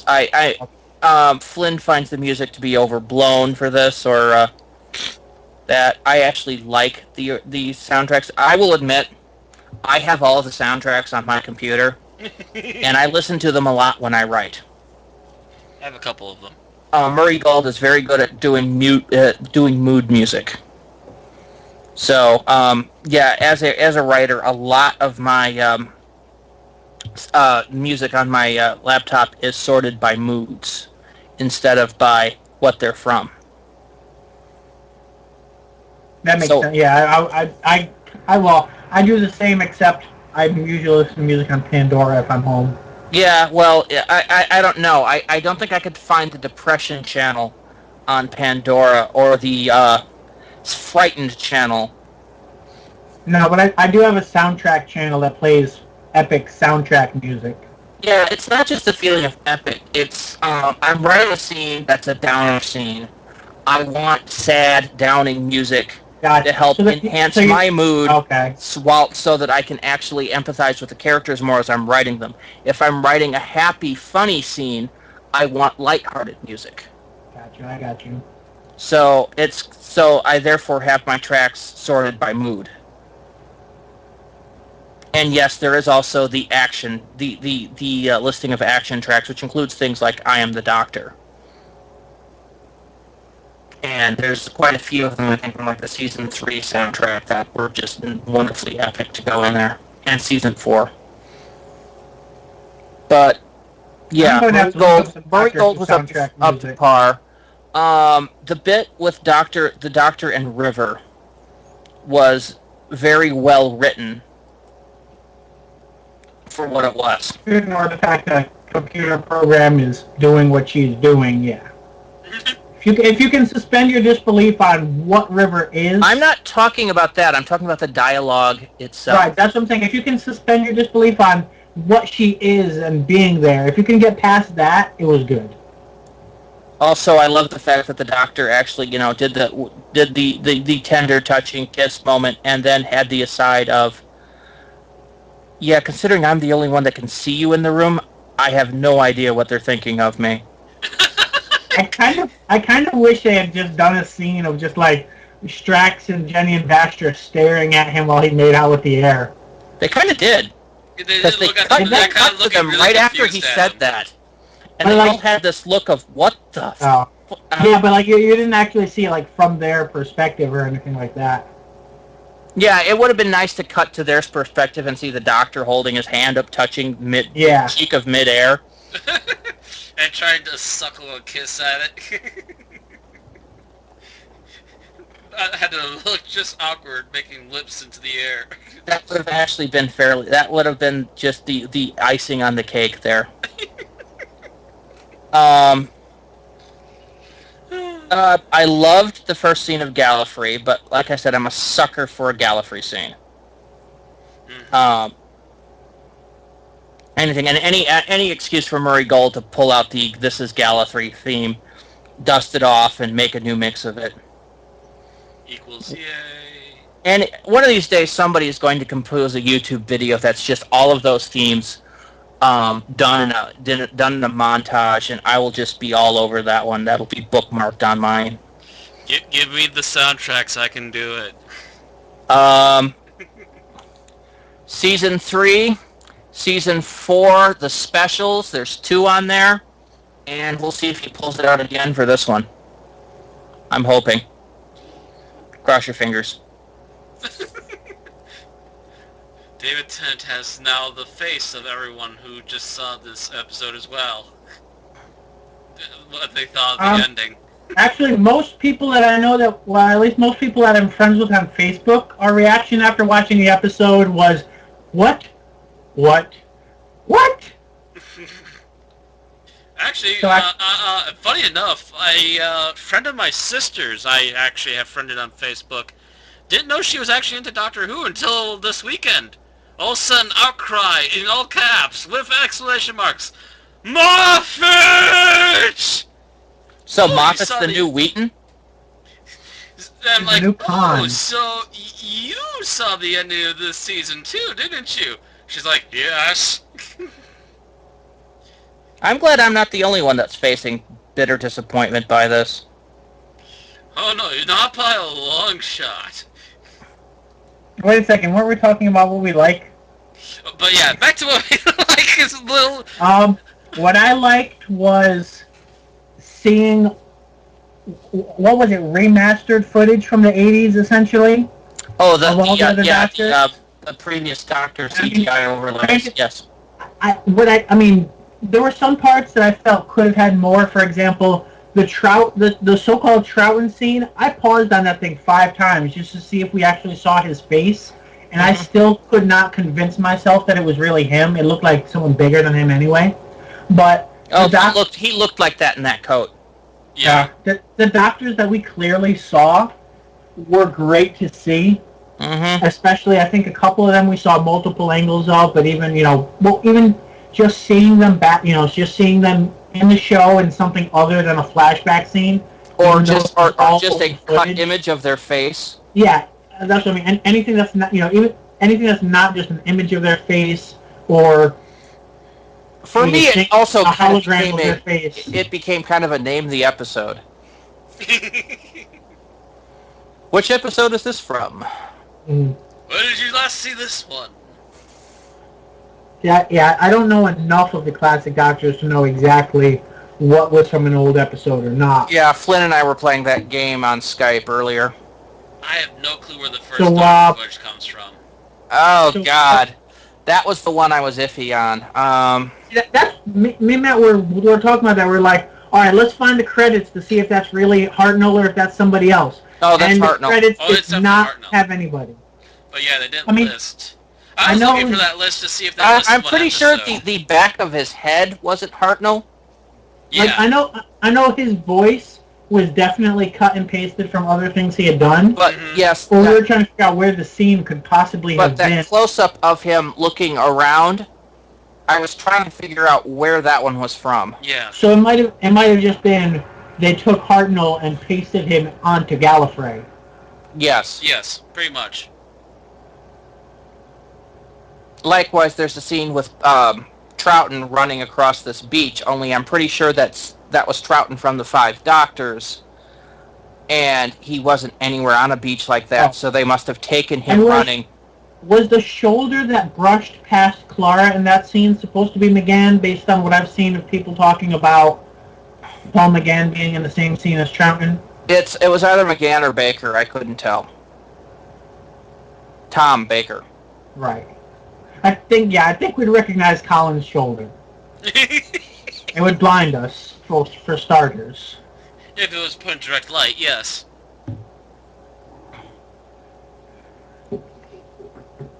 Really, you just have to look near the shoes and see if you see day-glow orange spats.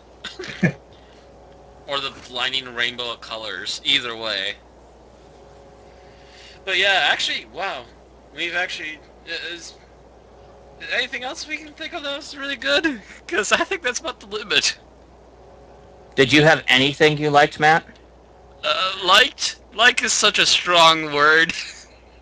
This is a man that likes bad movies. Oh, yeah, Bad and again movies I and would bad remind you movies. that I don't come to Doctor Who to watch a bad movie or Yeah, episode. I know. No, I'm just talking, if you break down the different elements of this episode, is there anything in there you liked or thought was well done? um, mm, uh, Special effects were good. some of the effects were nice, yes. They weren't as bad as some of the other effects this I mean, season. they didn't all make sense, but that's not the effects department's fault. Yeah. You know, the acting, the sets, anything.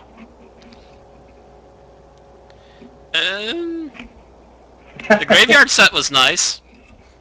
It was okay, Okay. when we weren't looking up at the stupid TARDIS. It was a nice graveyard Yeah, set. the big TARDIS was the distraction, but yeah, that looked very much like you would see a war cemetery. More cemetery mixed in with a little bit of Universal Monsters Cemetery. Well, Just a bit. have you ever seen those old European cemeteries, Matt? The European ones, no. I can't say I have. They go on for miles. I'm not kidding. But yeah, I've the never fancy seen them headstones. personally, but I've seen kind of- pictures. Yeah, But yeah, the fancy headstones is what I'm kind of remarking as is slightly Universal that's Monsters. true. A lot of the war ones were usually just crosses. Mm-hmm. This was a rather fancy war. Yeah, but at the same time, I could cemetery. kind of see if this really is the grave of the Doctor, or even if he had any role in it, he would be pissed off if every single person who died didn't actually have a name listed. That's true. Mm-hmm. Even if his grave was a fake and it wasn't actually him. Yeah. I guess that's my two cents of something unnamed decent. soldier number 23. We found a bit of him over here, over there, and up there. Okay, so we've each given something we do kind of like about this. Do we have anything else to say about this episode? We could give it rankings and pretty much close it. I think that's about all we got left. Why? Oh, why? Dear God, Moffat, oh, why?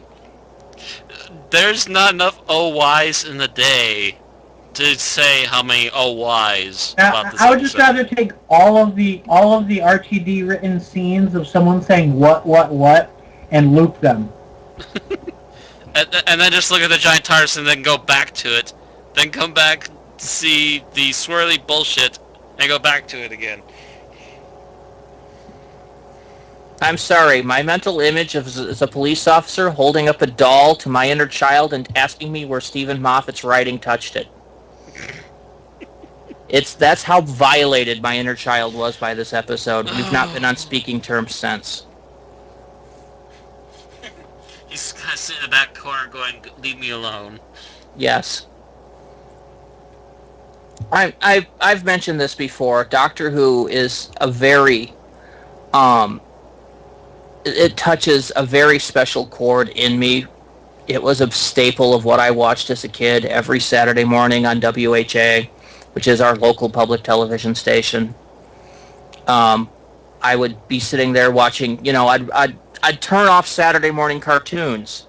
And these were 80s Saturday morning cartoons. This was the good stuff. I would turn them off so I could watch Doctor Who. Because it was, in a way, for my childhood, which I was living in the 80s with the fear of nuclear annihilation over our heads. It was hope. Much like a lot of people talk about Star Trek. For me, it was just a little bit of an 8-year-old kid establishing a belief that there was someone out there that could save anyone from everything. Kind of ironic considering what Doctor Who was like during parts of the early 80s. I wasn't watching them as they were being aired, Bill. Oh, okay. I wasn't exactly sure if any of that was live or what. No, we did not get simul airings back then. Oh no! Okay. By the time I didn't know Doctor Who had been canceled until 1991. So you weren't watching the Fifth Doctor stroll into scenes of massacres as a child. No, I was watching Tom Baker. Yeah, he was mostly seeing Tom Baker and maybe a little bit of the third and. I would eventually get to the Fifth Doctor, but it was largely Tom Baker. It was some of the Third Doctor era, and I remember a bit of the first Doctor as well. But it was, of course, the Second Doctor, they pretty much didn't have anything at that time. Because they stupidly got rid of it all, practically. But especially with Tom Baker, you got the feeling that, he was essentially Superman. He could, save everyone from anything. And he enjoyed playing Santa. He'd always pop in and save the day. He always enjoyed playing Santa, or AKA the Doctor, in public.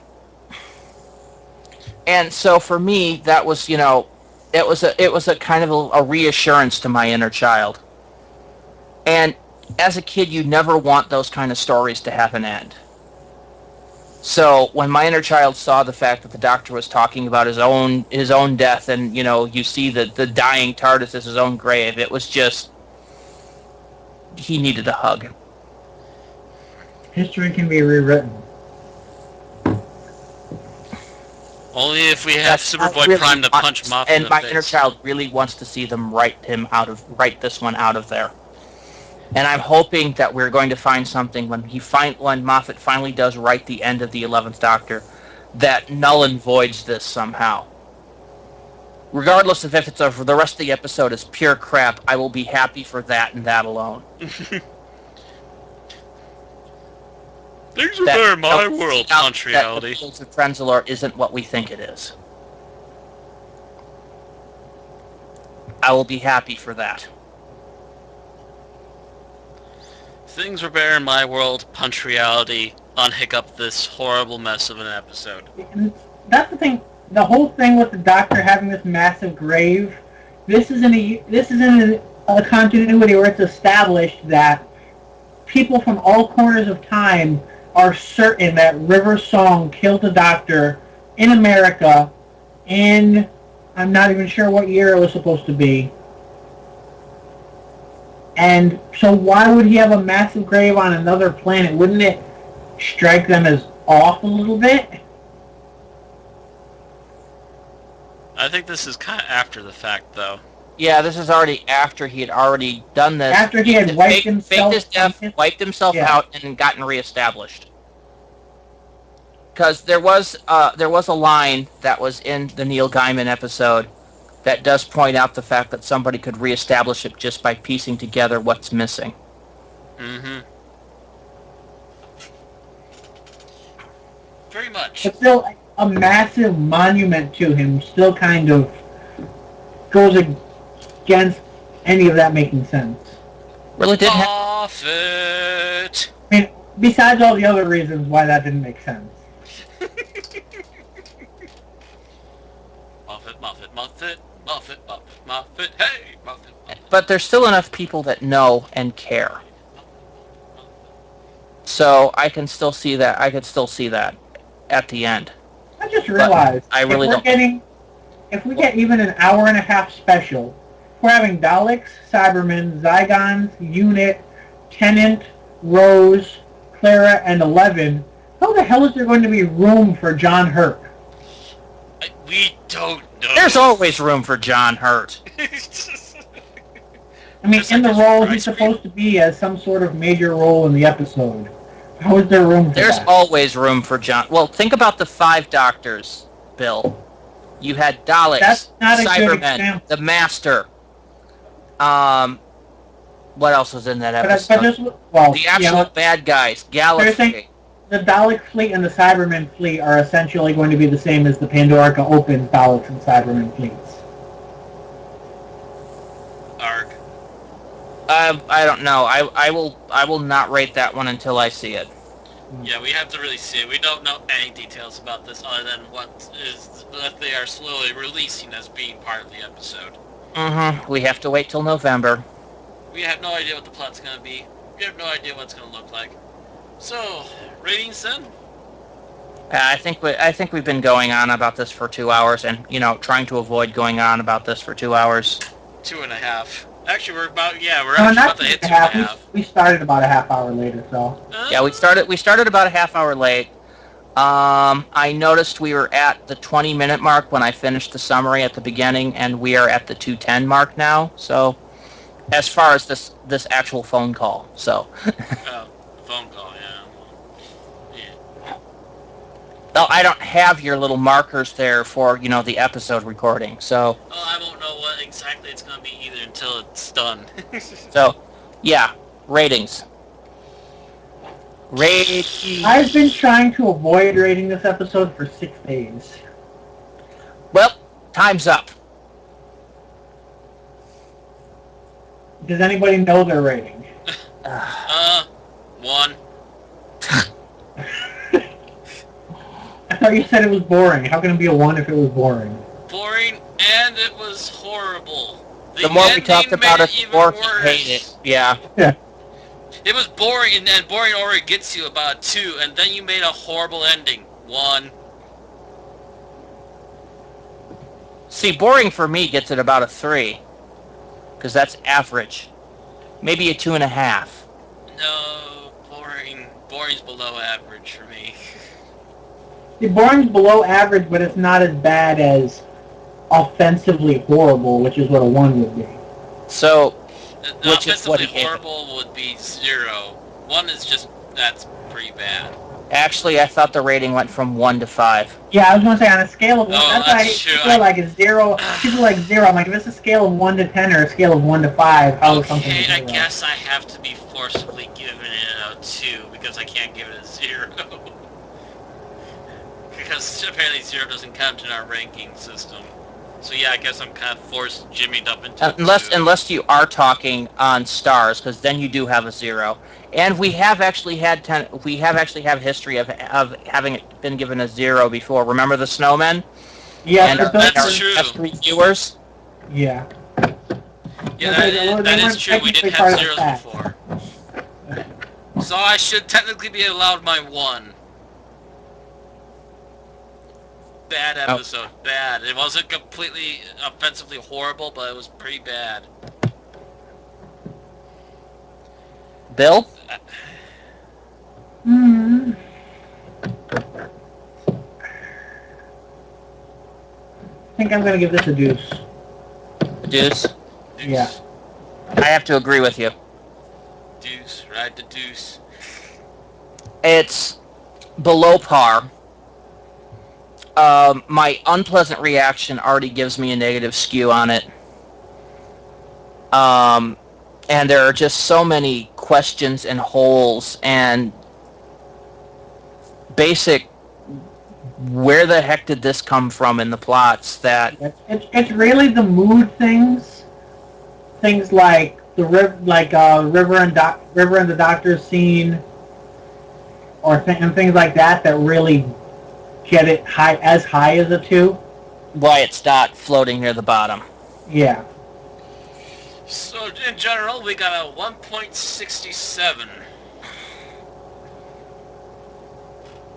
And of course, Which I still think this one thus far rates higher than Silence in the Library. Now, if there's somebody, who I'm not going to say his name while we're here, Or not this Silence in the episode Library, would probably have it. the TARDIS. Yeah. Huh? I think this one still rates higher than Journey to the Center of the TARDIS. Yeah. That one was pure. That was a unanimous 1 out of 5. Yes. Yep. But if a certain other member of our cast were here, this episode would probably be coming out with about a 2.5. Or He'd be giving it a 5. Oh, no him. No him. Oh! I'm thinking like a 3 or a 4. I will mention this. We did talk to Flynn about this episode on Skype. I think either the night it aired or the night after. The reaction I saw was, I don't see what was so bad. Flynn said, and I quote, "This was the wonderful episode. After watching this episode, season 7 becomes I think he said his second favorite season." Oh, that's right. He did. I remember him saying that about the season. Oh, And yeah, I said that was official, that Flynn has no taste. And I'm on record saying that now. As you know, Flynn is my opposite number on this. We rarely see eye to eye on anything, although we do tend to have closer opinions on classic Who than we do on the modern stuff. And basically, when we're on, it becomes epic debate time. Unfortunately, Flynn hasn't had time for the podcast. If Flynn was here, I was really expecting this to be a double-length episode. If Flynn was here. If Flynn was here, yeah, we would still be arguing. We'd be lucky if we were past the summary at this point. Yeah, me and Bill would be sitting back with popcorn. Actually, no. Randy runs the summary with an iron fist. So, we would be past the summary. Yeah, I am a summary Nazi. Me and Bill would be sitting back with popcorn just listening. We wouldn't care anymore. We'd just be listening to you fight. You realize, of course, this means that you are going to challenge me in the upcoming season or specials or something. I'm actually going to get a stopwatch. And I am going to have the most brief, succinct summaries possible.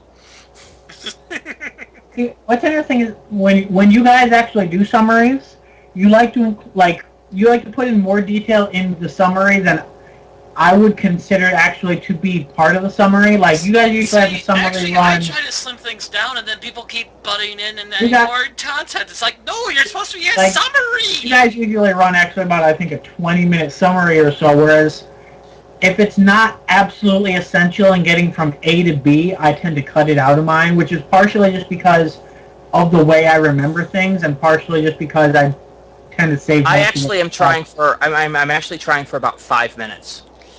Is my goal. Again, I try to do quick summaries, and then people would keep butting in and adding this and adding that. I'm like, no, maybe we should discuss this when we're not recording. But yeah. But that was like last half season ago. Was the biggest problem I had with that, but yeah. This thing. So, yeah. 1.67, not the best episode, not Moffat's greatest outing, and another thing that drags it down that I didn't mention up till now is the fact that this is not a finale. Oh, yeah. It's a lead-in to the special. And really, if you're going to have it be a lead-in, don't call it a finale. The special was not given part of the season budget. It was given its own specialty budget. And I think when the BBC gave it to them, they were expecting it to be a standalone episode without a lead-in. and they're not getting that. And it really should have been a separate episode. Actually, yeah, now that I think about it, I don't think you're going to be able to watch the special. Well, it's either going to be one of two things. Either the ending of this episode is going to be never mentioned again ever in the whole history of Doctor Who, or you will not be able to watch the 50th special without having watched all of Series 7 first. And that'll basically come out with people going, Moffat, you jackass. And, of course, the fact is that he may not actually finish the special. It may lead into the Christmas episode. Although, I gotta say, the one thing Moffat's been consistent with is his Christmas specials have generally been pretty standalone to the point where you could not watch any of them and it would make no difference regarding the plot. The Snowmen. Except for the Snowmen, which completely throws what I just said out the window because it was completely essential to the plot. Yep. Yeah. So I'm not type of spoken. He did good with a Christmas story. He did good with his Lion, the Witch, and the Wardrobe one, which name I can't remember at the moment. Doctor the... Yeah, that's why I can't remember it. But Damn, they were standalone, but the Snowmen violated that little rule he made. Yeah. And, you know... That said, you said a Christmas story instead of a Christmas Carol. If the Doctor had a special where he told someone they would shoot their eye out, that might be the most hilarious I thing will write that. I will write that one. Well, it can't be worse than A Christmas Story 2, from what I've heard. Yeah, Don't from what go I've heard there. and seen, yeah, good grief. Alright, so I think that pretty much wraps it up for this one. I think it does. We'll be returning to our off-season classic, I think yes. will probably be. So what will we Yes, be doing? although we were discussing something else for next week, but I think we'll leave that as a secret until next week. So, yeah. Next week. So, yeah, we're going to talk about it after the show's done then. Yep. Well, I kind of implied that, but I wasn't trying to be so explicit about it. So, catch you It's a next secret time. to everybody. As it's our off season, we'll get to it when we get to it. Why hasn't he used the screwdriver as a neuralizer yet? Because you know it must have that capability by now. Good night, everybody!